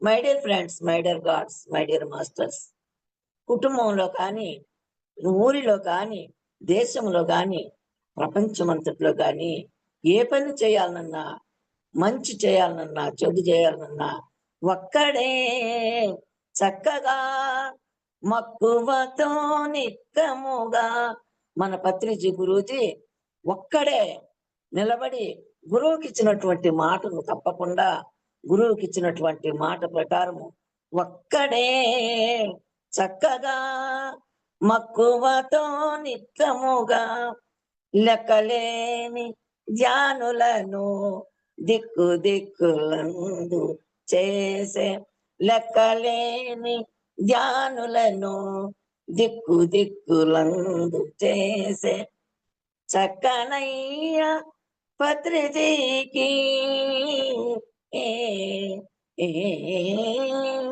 చక్కనయ్య పత్రిజీకి ఒక్కసారి మృక్కుదాము, చక్కనయ్య పత్రిజీకి ఒక్కసారి మృక్కుదాము. జీవితమే ధన్యము, మన జీవితమే ధన్యము, ధ్యాన జగతిలోన మనము జన్మనెత్తినందుకు జీవితమే ధన్యము. జీవుల ప్రేమతో ఆదరింపవలెనని అహింసయే పరమధర్మ మన గురుని మాటలు, అహింసయే పరమధర్మ మన గురుని మాటలు ఆచరించు వారికి ఏ ఏ ఆచరించు వారికి ఆత్మానందము దొరుకును. జీవితమే ధన్యము, మన జీవితమే ధన్యము, ధ్యాన జగతిలోన మనము జన్మనెత్తినందుకు జీవితమే ధన్యము, మన జీవితమే ధన్యము, మన జీవితమే ధన్యము. My dear friends, my dear gods, నేను ఈ పాట ఎందుకు పాడినానంటే, నేను కర్ణాటక సంగీతము పాస్ అయ్యాను, కీబోర్డు నేర్పిస్తాను, వైలిన్ నేర్పిస్తాను, మ్యాండ్లిన్ నేర్పిస్తాను. కానీ యాక్సిడెంట్ అయిన కారణంగా ఈ స్టర్నం ఫ్రాక్చర్ అయిపోయింది నాకు. చేతిలో రాడ్ ఇంకా ఉంది. ఈ కనుబొమ ఇవన్నీ కూడా దెబ్బలే. మాటలే రాకుండా ఉన్నటువంటి మూగబోయినటువంటి ఈ గాత్రాన్ని ఈ ధ్యానం వల్ల పత్రిజీ గారు నేను ఆయాసపడుతూ ఇట్లా ఇట్లా అంటుండే పరిస్థితిలో పామూరుకి వచ్చారు గురువు గారు. పామూరుకి వచ్చినప్పుడు నన్ను పరిచయం చేసినారు మా స్టూడెంట్స్. వాణి మేడం, పామూరు వాణి మేడం నా స్టూడెంట్ సంగీత. గురూజీ, మా మేడం గురూజీ, సంగీత మేడం, చూడండి గురూజీ, మీరు మీ యొక్క ప్రబోధాలన్నీ కూడా ఒక నోట్బుక్ లో రాసి పెట్టుకుని చూడండి గురూజీ. పడుకొని నాకు సెకండ్ ఇచ్చినారు ఆ సౌభాగ్యం మేడం గారి ఇంట్లో. ఎందుకు రాసుకున్నావు అన్నారు. గురూజీ, ఎప్పుడన్నా చదవాలంటే ఏ నెలలో వచ్చిందో ఏ బుక్ అని అన్ని ప్రతి బుక్ను వెతికి వెతికి చూడాలి కదా, అందువల్ల ఈ బుక్ లో ఉంటే పక్కన చదువుకోవచ్చు కదా అని రాసుకున్నాను అన్నాడు. చాలా సంతోషపడి సెకండ్ ఇచ్చారు. అప్పుడు ఆమండి మా మేడం సంగీత మేడం అంటే, అవునా కూర్చో పాడన్నారు. గురూజీ, నా గొంతు బాగలేదు గురూజీ, ఇప్పుడు బాగా పాడుతున్నాను, పర్వాలే, అప్పుడు ఇది కూడా లేదు, ఇట్లంటా పాడుతూ ఉండేదాన్ని. నా గుండె కాదు గురూజీ, నా గొంతు బాగలేదు గురూజీ అన్నాను. కూర్చేపిచ్చి ఆయన పక్కన కూర్చేపించుకొని కూర్చున్నాడు, మంచంలో పడుకున్నాడు. ఆ జన్మ ఎంత ధన్యమైంది నిజంగా. నన్ను అక్కడ పక్కన కూర్చోబెట్టుకొని పాడున్నారు. నా గొంతు బాగలేదు గురించి. నీ గొంతు ఎవడికి కావాలా, నీ సంగీతం కావాలా, పాడున్నారు. అమ్మా, నిద్రపోయేంత వరకు దాకా పాడే భాగ్యం నాకు దొరికిందమ్మా. ఆ గొంతుతోనే పాడించుకున్నారు. మరి ఆయనకి ఎంత ఆనందమైందో, నన్ను హీల్ చేసినాడు అనమాట. నా గొంతును హీల్ చేసినాడు పాడించుకొని. తెల్లవారి పక్కన చేయి కట్టుకొని నిలబడుకొని ఉన్నానా. రాత్రి భలే బాగా పాడినావు కదా అన్నాడు. నీ దయ కదా నాన్న, మీ కృపతో పాటు లాంటిది ఇప్పుడు ఇంత మాత్రం నేను పాడగలుగుతున్నాను. ఫస్ట్ నాకు గురువు గారి దర్శనం దొరకడం. ఆ దర్శనం దొరికినప్పుడే ఇక్కడ పత్రిజీ అందరినీ కొడతారు అంటున్నారు కదా, భయపడేదాన్ని. ఎందుకు కొడతాడప్పా ఆయన. అప్పుడు ఫస్ట్ టైం నేను నందవరం వెళ్ళాను. ఫస్ట్ అప్పుడే చూడడం. ఆయన చూసి మన గురువుని చూసినాను, వాళ్ళ గురువుని చూసా ఫస్ట్ టైమే. నాకు లక్ అంటే నడవలేకున్నాను, కొడుకు ఇంతలావున హ్యాస్ పెట్టుకుంటా అంటున్నా. ఆ సౌభాగ్యమ్మ మేడం ఏం చేసింది, మేడం అదో గురువు గారు వచ్చారు పో, ఆయనే సెకండ్ ఇస్తున్నారు చూడు అందరికి. జనాలు ఉన్నారు, అబ్బా తలకాయలే కనిపిస్తున్నాయి, అంత గుంపు 20,000 మంది పైగా ఉన్నారు. నేను ఎలా వెళ్ళాలి అని చిన్నంగా ఇట్లా. ఇక్కడ ఒక గోడ ఉంది, ఆ గోడ దగ్గర స్టేజ్. ఆ స్టేజ్ అందరు నన్ను అటు చేసి గోడకు తల్లేస్తున్నారు. గోడ పక్కకు పోయినాను, అట్లా పోయినాను. గురువు గారి దగ్గరికి వెళ్ళే లోపల ఒక 4 ఉన్నారు లైన్ లో. ఆ ఒక ఆమెకు సెకండ్ స్టాప్ చేసేసి, ఓ చూడు, ఇంత దూరం వచ్చినా నాకు గురువు గారి ఇది దొరకలేదే నాకు. సరేలే అంటారు కదా, అదృష్టం లేని గుడ్డు అదేమో పశువు మోకాడులోతు నీళ్ళలోకి వెళ్ళిన నడుములోతు గడ్డిలోకి వెళ్ళిన మేత దొరకదంట, నీళ్లు దొరకవట. అలా అయింది నా పరిస్థితి. పోనీలే అనుకొని క్యూలో నిలబడ్డాను. క్యూలో నిలబడితే అందరూ పోయినారు. ఈ షిరిడి బాబా కూర్చున్నట్టు కూర్చున్నాడు ఇట్లా పాదం పెట్టుకుని. ఒక పాదం ఒంటి పాదం కింద ఉంది. ఒక ఆమె ముట్టుకుంది, ఏమనలే. అబ్బా, ఆమెను ఏమనలేదులే, ఇంక తనట్లే ఎవరిని అనుకున్నా. మళ్ళా ఇంకొక ఆమె పోయింది, ఇంకా నేనే ఉన్నా. నా ఎదురేమో పోయింది. నేనేమనుకున్నానంటే, కాదయ్యా, ఇంత దూరం వచ్చింది ఎందుకు, నీ ఒంటి పాదం ముట్టుకొని పోవడానిక, అక్కడ పెట్టుకోకుంటే పాదం కింద పెట్టుకోవచ్చు కదా అనుకున్నామా మనసులో. పక్కన పాదం కింద పెట్టేసి, వామ్మో వెనక అన్ని తెలిసిపోయింది, ఎట్టు చేయాలో అనుకున్నా. పోయి 2 పాదాలు ముట్టుకున్నాను కదా, ఇంకంతటితో ఉండకూడదా నేను. శిరస్సు ఉంచి పాదానికి టచ్ చేయడానికి వంగా. అంత అనేసిట్టు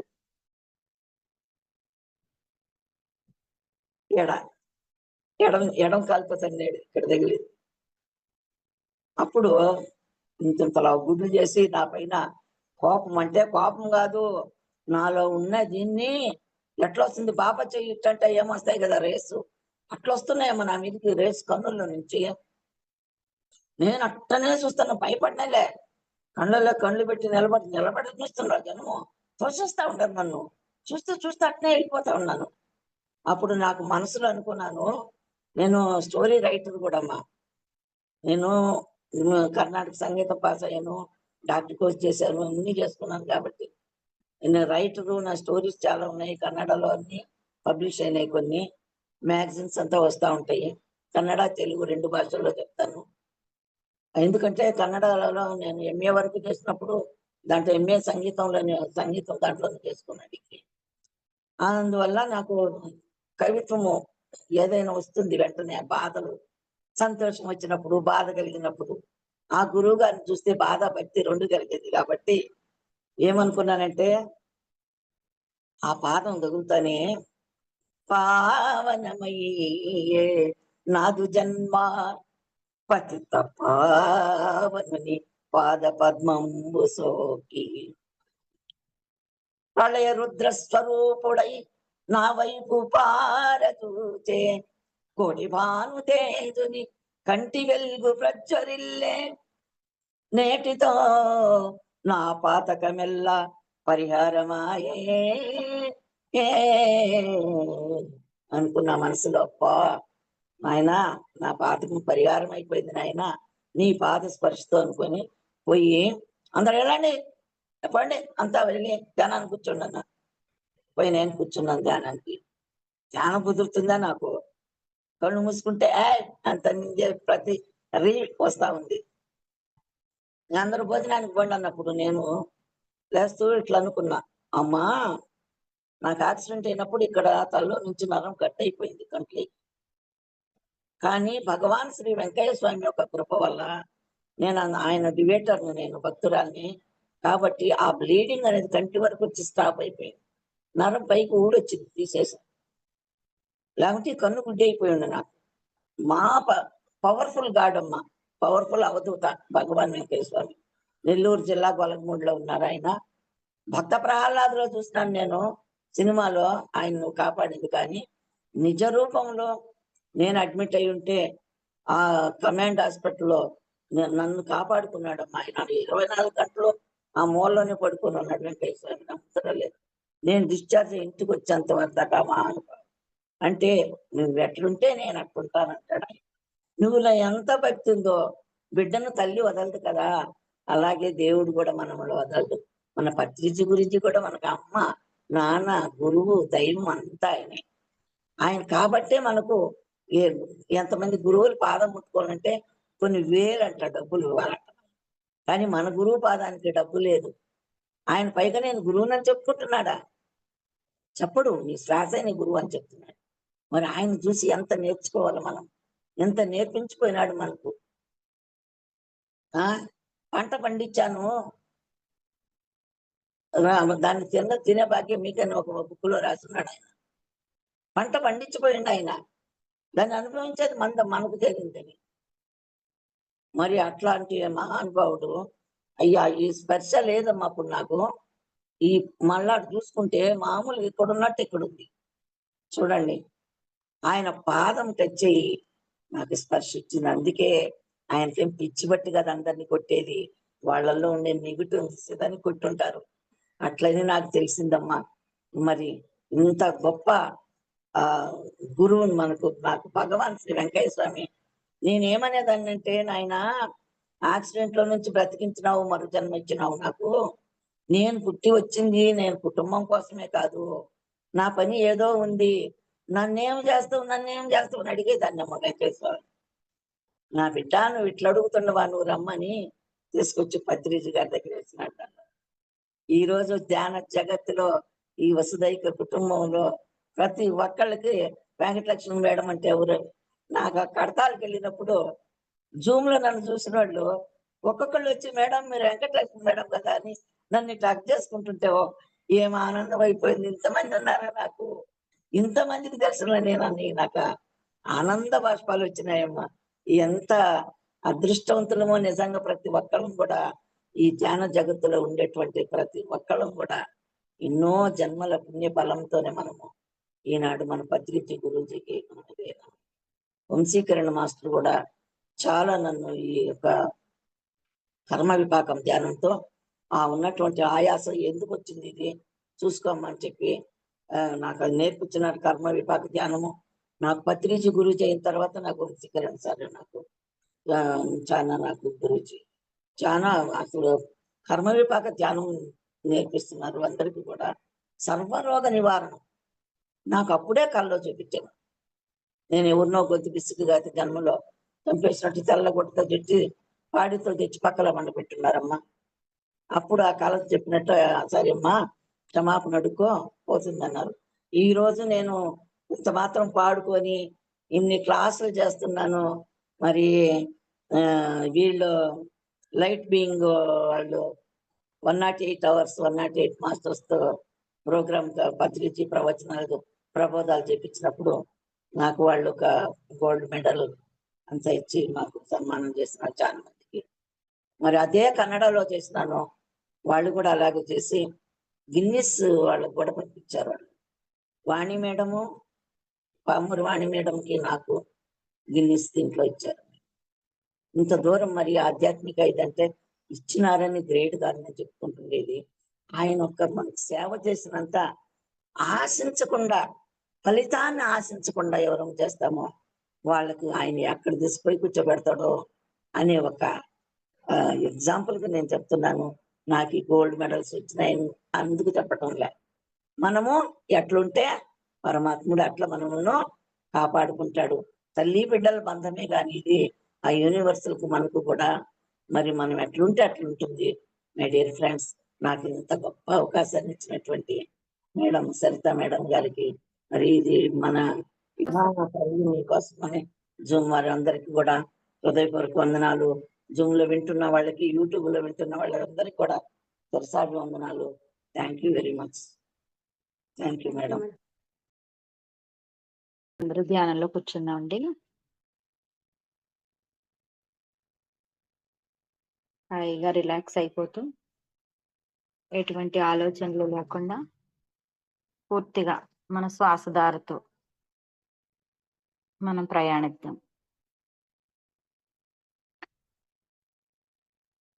పూర్తి శరణాగతి అవుదాం. మాస్టర్స్ అందరికీ ముందుగా మనందరి పరమ గురువు బ్రహ్మర్షి పితామహ పత్రిజీకి శతకోటి ఆత్మ ప్రణామాలు తెలుపుకుందాం.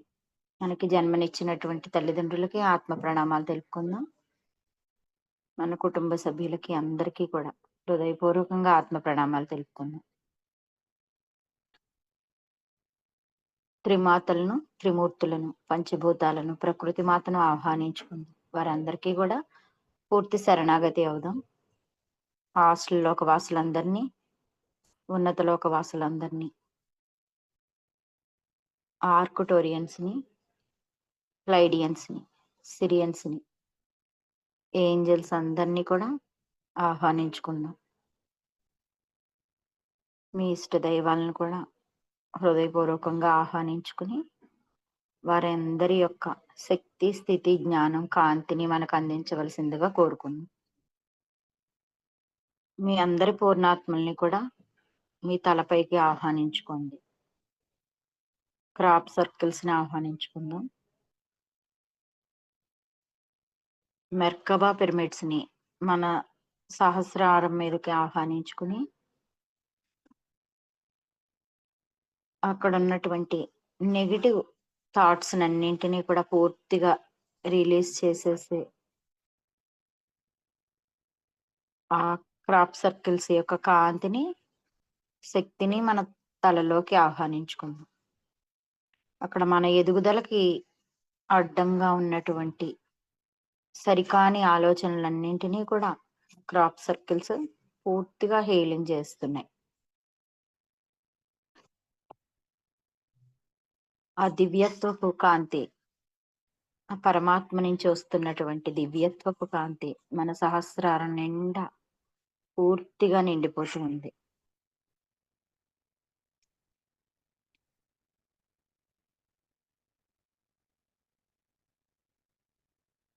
ఆ కాంతి మీ మెదడు భాగాల్ని, మెదడు, చిన్న మెదడు, పెద్ద మెదడు, నరాలు, నాడులు, పీనియల్ గ్లాండ్స్, అక్కడ ఉన్నటువంటి గ్రంథులు, అన్నీ కూడా కాంతితో నిండిపోయి శుద్ధి చేయబడ్డాయి. కాంతిని బాగా అనుభూతి చెందుతూ మీ తలలోని అన్ని భాగాల్లోనూ నిండిపోయినట్టు చూడండి మాస్టర్స్.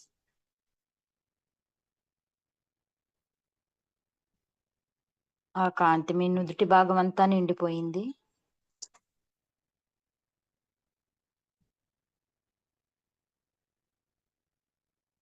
ఇంకా మీ కళ్ళ భాగంలోకి కూడా ఆ కాంతి నిండిపోతుంది. థర్డ్ ఐ భాగం అంతా కూడా నిండిపోయింది ఆ కాంతి. మన కళ్ళలో ఎటువంటి ప్రాబ్లమ్స్ ఉన్నా కూడా ఆ కాంతి అద్భుతంగా శుద్ధి చేస్తుంది. చెవుల్లోకి ఆ కాంతి ప్రవహిస్తూ ఉంది.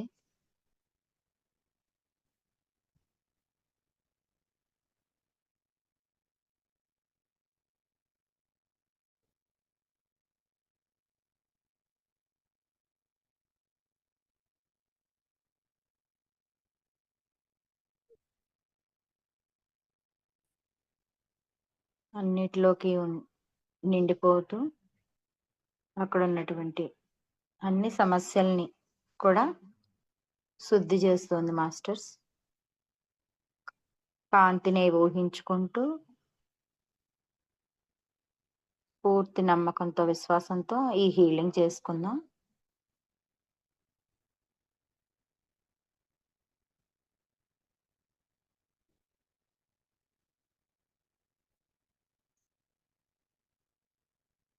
ఇంకా ఆ కాంతి ఇప్పుడు మీ మెడ భాగంలోకి, గొంతు భాగంలోకి కూడా నిండిపోతుంది. గొంతులో ఉన్నటువంటి ఇన్ఫెక్షన్స్ కానీ, థైరాయిడ్ గ్రంథులు కానీ అన్నీ కూడా ఆ కాంతిని స్వీకరించి అక్కడ ఏమైనా సరికాని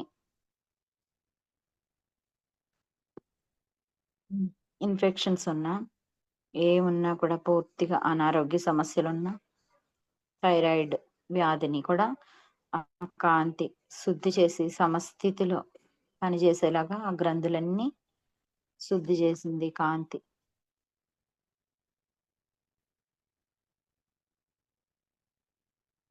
మీ లంగ్స్ లోకి కూడా ఆ కాంతి వెళ్తుంది.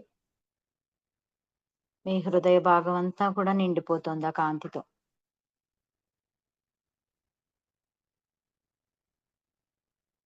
ఊపిరితిత్తులు, ఆ హృదయ భాగం, అనాహత చక్రం అన్నీ కూడా కాంతితో మెరిసిపోతున్నాయి. అన్నింటినీ ఈ కాంతి ఎంతో అద్భుతంగా శుద్ధి చేసింది. అవన్నీ పూర్తి శక్తివంతంగా మారిపోయే అవయవాలు.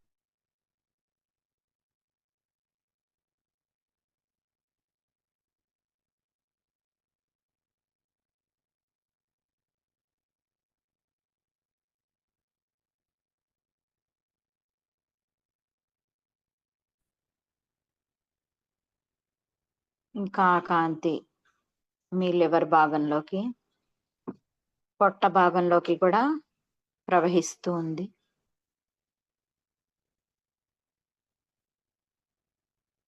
లివర్ కూడా పూర్తిగా శుద్ధి చేయబడింది ఆ కాంతిని స్వీకరించి. పెద్ద ప్రేవులు, చిన్న ప్రేవులు, మీ గర్భాశయం, ఇంకా ఓవరీస్ లోకి కూడా ఆ కాంతి వెళ్ళి ఆ భాగాలన్నింటినీ కూడా అద్భుతంగా శుద్ధి చేసింది.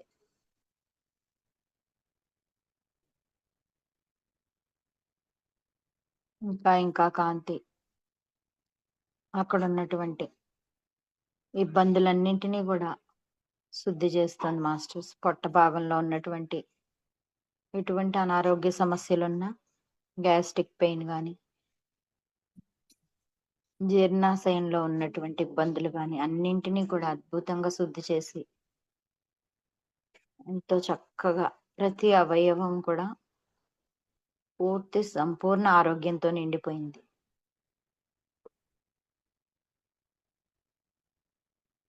ప్రతి అణువు, ప్రతి కణం కూడా కాంతివంతంగా మారిపోయింది.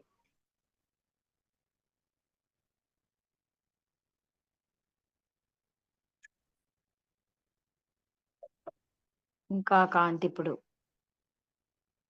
మీ జననేంద్రియాల్లోకి కూడా వెళ్తున్నట్టు చూడండి. ఆ జననేంద్రియాలు కూడా కాంతితో నిండిపోయి పూర్తిగా శుద్ధి చేయబడ్డాయి.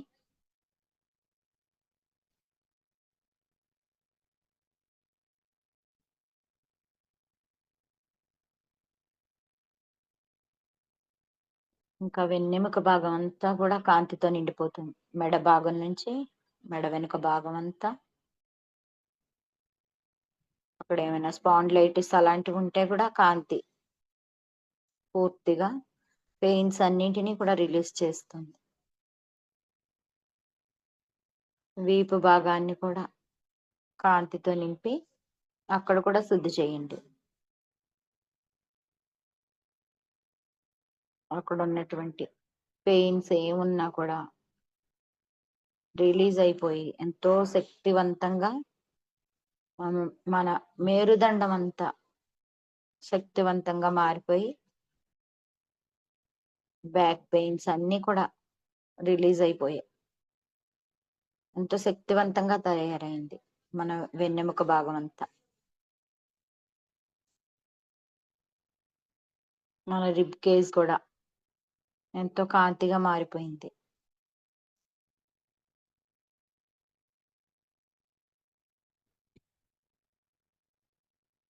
అన్ని ఎముకలు, నాడులు, నరాలు, ప్రతి కణం అన్ని కాంతిగా మారిపోయాయి.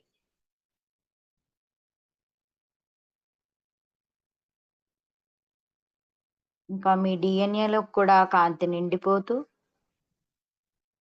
మనం ఎన్నో జన్మల నుంచి తెచ్చుకున్నటువంటి కర్మలన్నింటినీ, మన పూర్వీకుల కర్మలన్నింటినీ, వాళ్ళందరికీ మనం ఎన్నో వాగ్దానాలు చేస్తుంటే ఎంతో పూర్వీకులందరినీ ఎంతో ఇబ్బంది పెట్టి ఉంటాం, బాధ పెట్టుంటాం, వాళ్ళందరినీ కూడా మోసం చేసి ఉంటాం.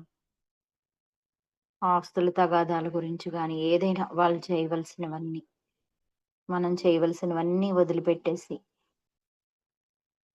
వాళ్ళందరినీ ఇబ్బంది పెట్టి మోసం చేస్తుంటాం. ఆ కర్మలన్నీ కూడా రిలీజ్ అయిపోతున్నట్టు చూడండి కాంతితోటి.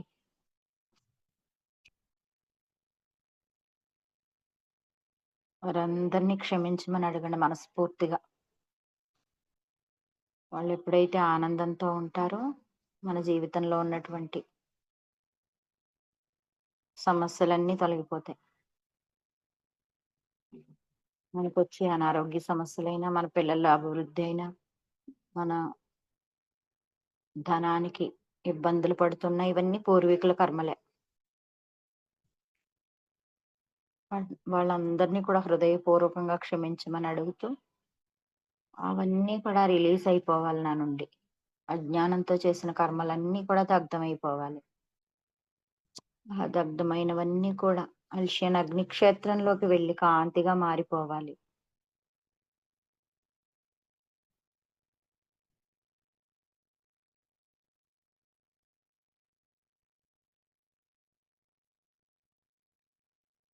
మీ తుంటి భాగం అంతా, ఆ కిడ్నీస్ అన్నీ కూడా ఎంతో అద్భుతంగా మెరిసిపోతూ కాంతితోటి పూర్తిగా ఆరోగ్యవంతంగా మారిపోయాయి.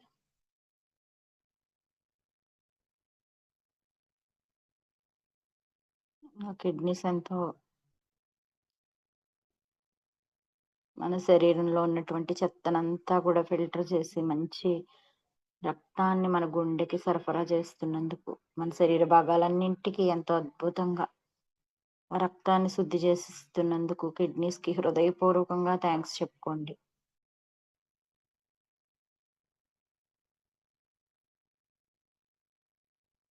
మన డైజెస్టివ్ సిస్టమ్ కూడా మనం ఎటువంటి ఆహారాన్ని తిన్నా, ఎంత ఇబ్బంది పెట్టినా సరికాని ఆహారాన్ని ఇచ్చి అవన్నీ ఎంతో చక్కగా మన ప్రేవులు అండ్ డైజెస్టివ్ సిస్టమ్ అంతా ఎంతో అద్భుతంగా పనిచేస్తున్నందుకు వాటికి కూడా హృదయపూర్వకంగా కృతజ్ఞతలు చెప్తూ thank you, I love you, I'm sorry కూడా చెప్పండి. ఇబ్బంది పెట్టుంటే హృదయపూర్వకంగా క్షమించమని అడగండి ప్రతి అవయవాన్ని.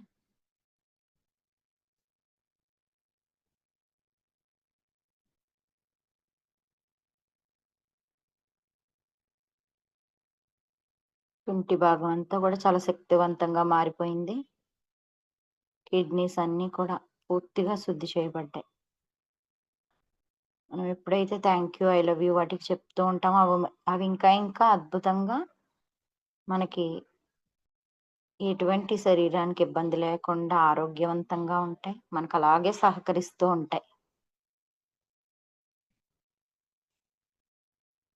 మనం ఏదైతే ఇస్తున్నామో ప్రకృతికి అదే మనం పొందుతూ ఉంటాం. నేను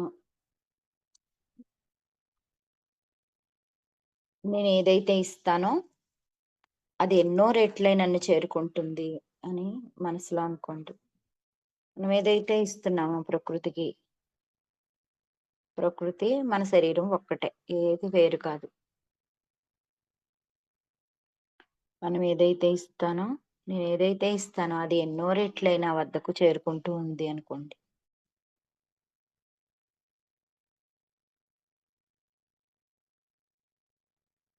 ఇంకా కాంతి ఇప్పుడు మీ తొడల భాగం పిరుదుల్లోకి కూడా వెళ్తూ అక్కడ ఎటువంటి సమస్యలున్న ఆరోగ్య సమస్యలు అవన్నీ కూడా కాంతితో శుద్ధి జరుగుతున్నాయి. అన్నీ శక్తివంతంగా సంపూర్ణమైన ఆరోగ్యంతో నిండిపోతున్నాయి.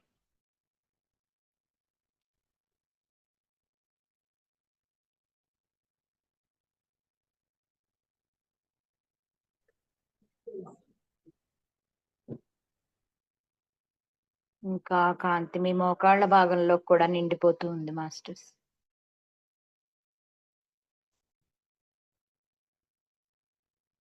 మోకాళ్ళలో నొప్పులన్నింటినీ కూడా రిలీజ్ చేసేయండి. నేను ముందుకు సాగడానికి జీవితంలో సిద్ధంగా ఉన్నాను. మనం ఎప్పుడైతే ఎక్కడ ఏదైతే ఆలోచనలతో ఆగిపోతూ ఉంటామో ఇంకా ముందుకు వెళ్ళడానికి ఎప్పుడు నిరాకరిస్తూ ఉంటాం మాస్టర్స్. ఇది చాలు, ఈ ఎదుగుదల చాలని గాని నాకు ఇది చాలు, నేను ఇంతే, ఏదైతే ఇలాంటి ఆలోచనలతో ఉంటామో అప్పుడు మన మోకాళ్ళలో పెయిన్స్ వస్తూ ఉంటాయి. అందుకని నేను ఇంకా మరింతగా ముందుకు సాగడానికి, ఆధ్యాత్మికంగా భౌతికంగా ఎదగడానికి నేను సిద్ధంగా ఉన్నాను. ఆ మోకాళ్ళలో ఉన్నటువంటి ఆ పెయిన్స్ అన్ని రిలీజ్ అయిపోతూ ఉంటాయి.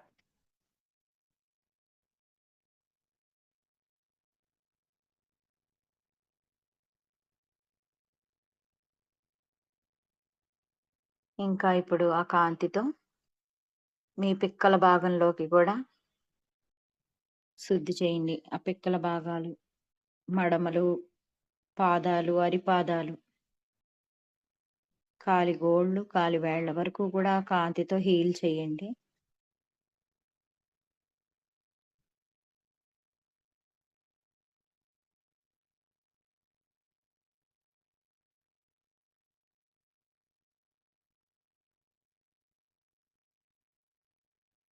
అవన్నీ కూడా ఎంతో చక్కగా కాంతిని స్వీకరించి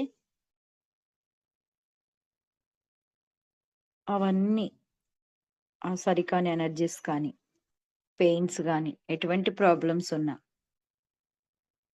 అన్ని బయటికి రిలీజ్ అయిపోయే కాంతిగా మారిపోయి శక్తివంతంగా మారిపోయాయి.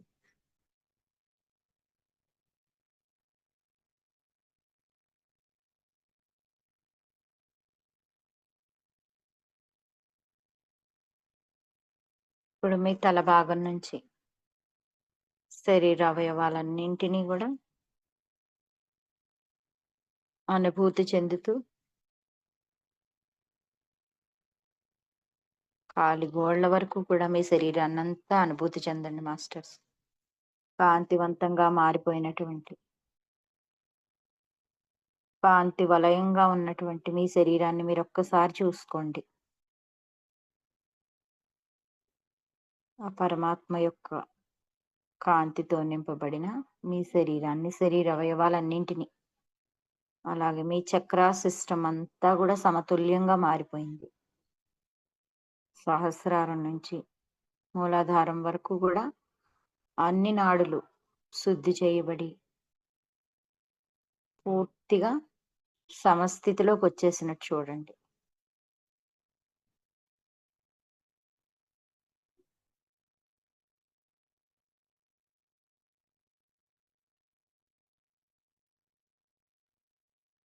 మీ ఆరా మొత్తం కూడా కాంతిగా మారిపోయింది.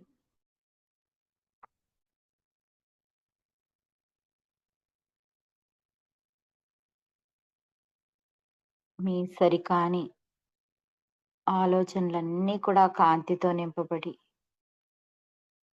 ఎంతో అద్భుతమైనటువంటి ఆలోచనలతో మనం ముందుకు వెళ్తున్నట్టు,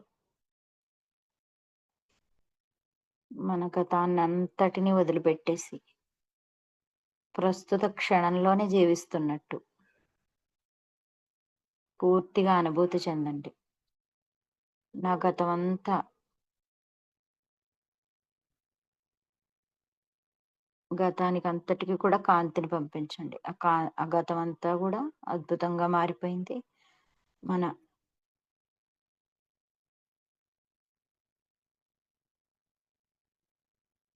ప్రస్తుత క్షణం, మన ముందున్నటువంటి జీవితం అంతా కూడా కాంతితో నిండిపోయింది.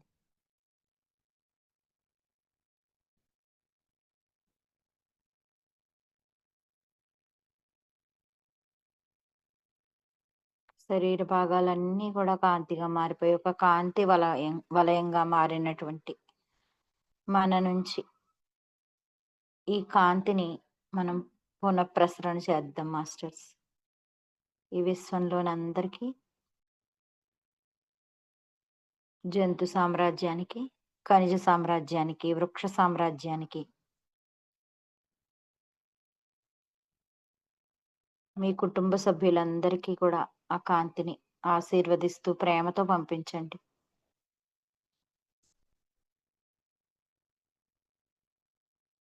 మీరు కూర్చున్నటువంటి గది, మీ ఇల్లంతా కూడా ఆ కాంతిని మీ నుంచి విస్తరించండి. అలాగా మీరు ఎక్కడికి వెళ్తున్నా కాంతి మొత్తం అంతా అన్నింట్లోకి ఆ కాంతి నిండిపోతూ ఉంది.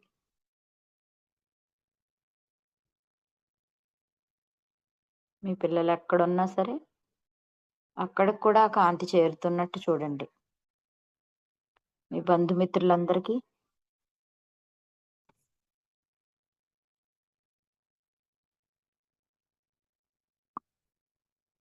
మీ కుటుంబ సభ్యులందరికీ, మీరు ఇష్టపడే వాళ్ళందరికీ, మిమ్మల్ని ఇష్టపడే వాళ్ళందరికీ, మీ శత్రువులను ఎవరైనా అనుకుంటే వాళ్ళందరికీ కూడా ఈ కాంతిని పంపించండి. మనం ఎంత ప్రేమతో ఆ కాంతిని పంపుతూ ఉంటామో అంత ప్రేమని మనం పొందుతూ ఉంటాం ఆ విశ్వం నుంచి. ఇంకెవరు శత్రువులు అనే వాళ్ళే లేరు ఇంకా మనకి.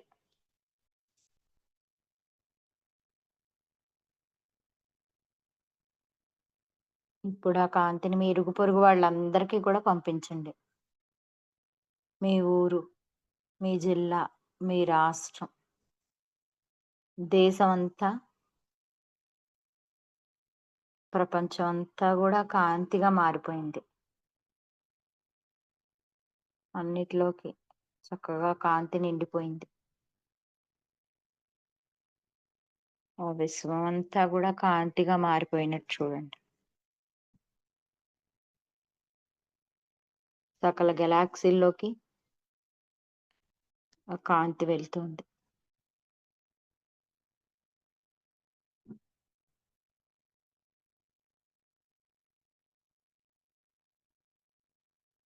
ఎక్కడైనా మోసాలు, దగాలు, అన్యాయాలు, అధర్మాలు జరుగుతున్నాయో అవన్నీ కూడా ఈ కాంతితో నిండిపోయి అక్కడ కూడా పాజిటివ్ గా మారిపోయిందంతా.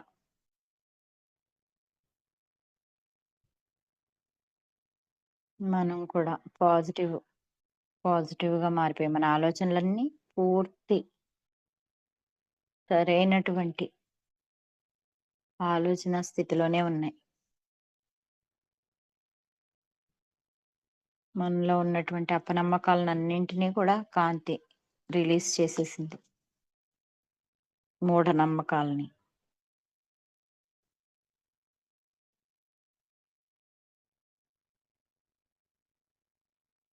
అన్నీ కూడా మన నుంచి సరికానివన్నీ వెళ్ళిపోతున్నాయి మన నుంచి.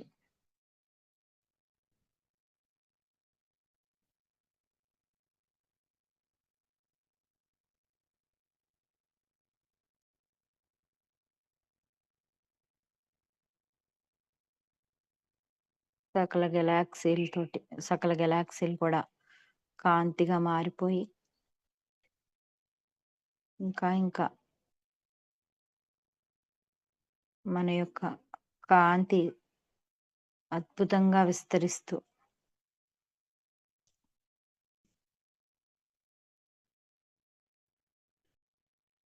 అన్ని దేవాలయాలు కూడా ధ్యాన ఆలయాలుగా మారిపోతున్నాయి. మన ప్రపంచం అంతా కూడా పిరమిడ్ జగత్తుగా మారిపోయింది.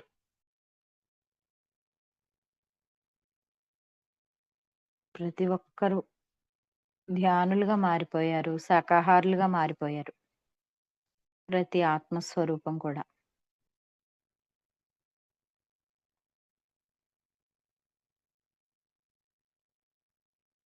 ప్రతి జీవి కూడా ఎంతో ఆనందంగా ఉన్నట్టు. చూడండి, అందరూ శాకాహారులుగా మారిపోయారు.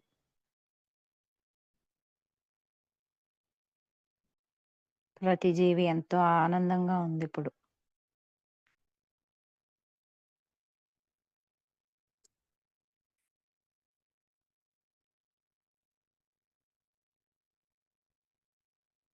నేనెక్కడికి వెళ్ళినా, ఎవరితో మాట్లాడినా ఈ కాంతి నా నుండి ప్రసారం జరిగి వారందరూ కూడా శాకాహారులుగా, ధ్యానులుగా, ఆత్మజ్ఞానులుగా మారిపోవాలి.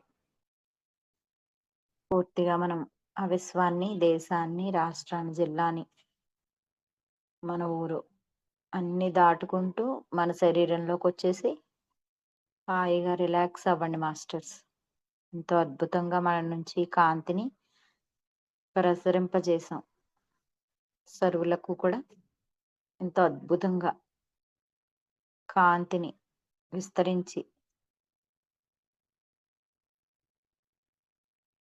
విస్తరింపజేసాం. చక్కగా మీ బాడీని అంతా రిలాక్స్ చేసేయండి.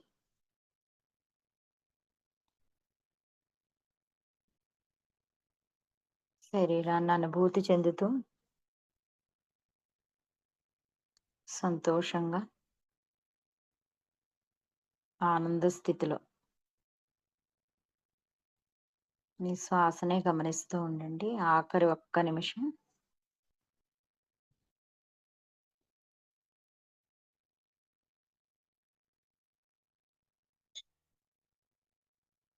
నన్ను నేను ప్రేమించుకుంటున్నానని, నేను దైవాన్ని అని పూర్తిగా విశ్వసిస్తూ మీకు మీరు చెప్పుకోండి. మీ మనసులో గట్టిగా చెప్పుకోండి.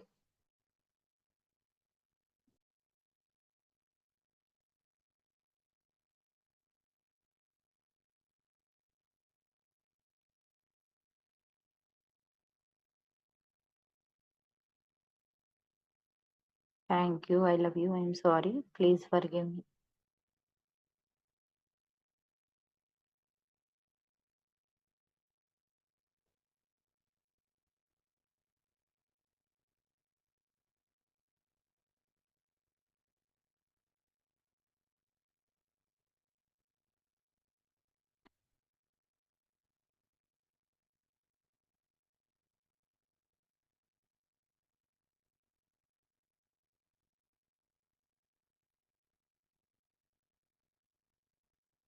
నెమ్మదిగా ఇరుకు స్థితిలోకి వస్తూ చేతి వేళ్ళని కళ్ళ మీద పెట్టుకుని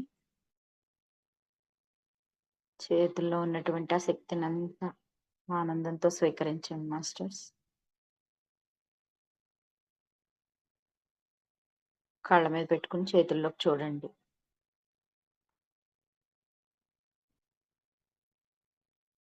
ఈ అద్భుతమైనటువంటి ధ్యానానికి మాస్టర్స్ అందరికీ మనకి జన్మనిచ్చినటువంటి తల్లిదండ్రులకి, మన పరమ గురువులకి, బ్రహ్మర్షి పితామహ పత్రిజీకి, సకల చరాచర సృష్టి మొత్తానికి హృదయపూర్వకంగా కృతజ్ఞతలు, ధన్యవాదాలు తెలుపుకుంటూ గట్టిగా క్లాప్స్ కొట్టుకుందాం. సరితా మేడంకి కూడా నా హృదయపూర్వక కృతజ్ఞతలు, ధన్యవాదాలు మేడం.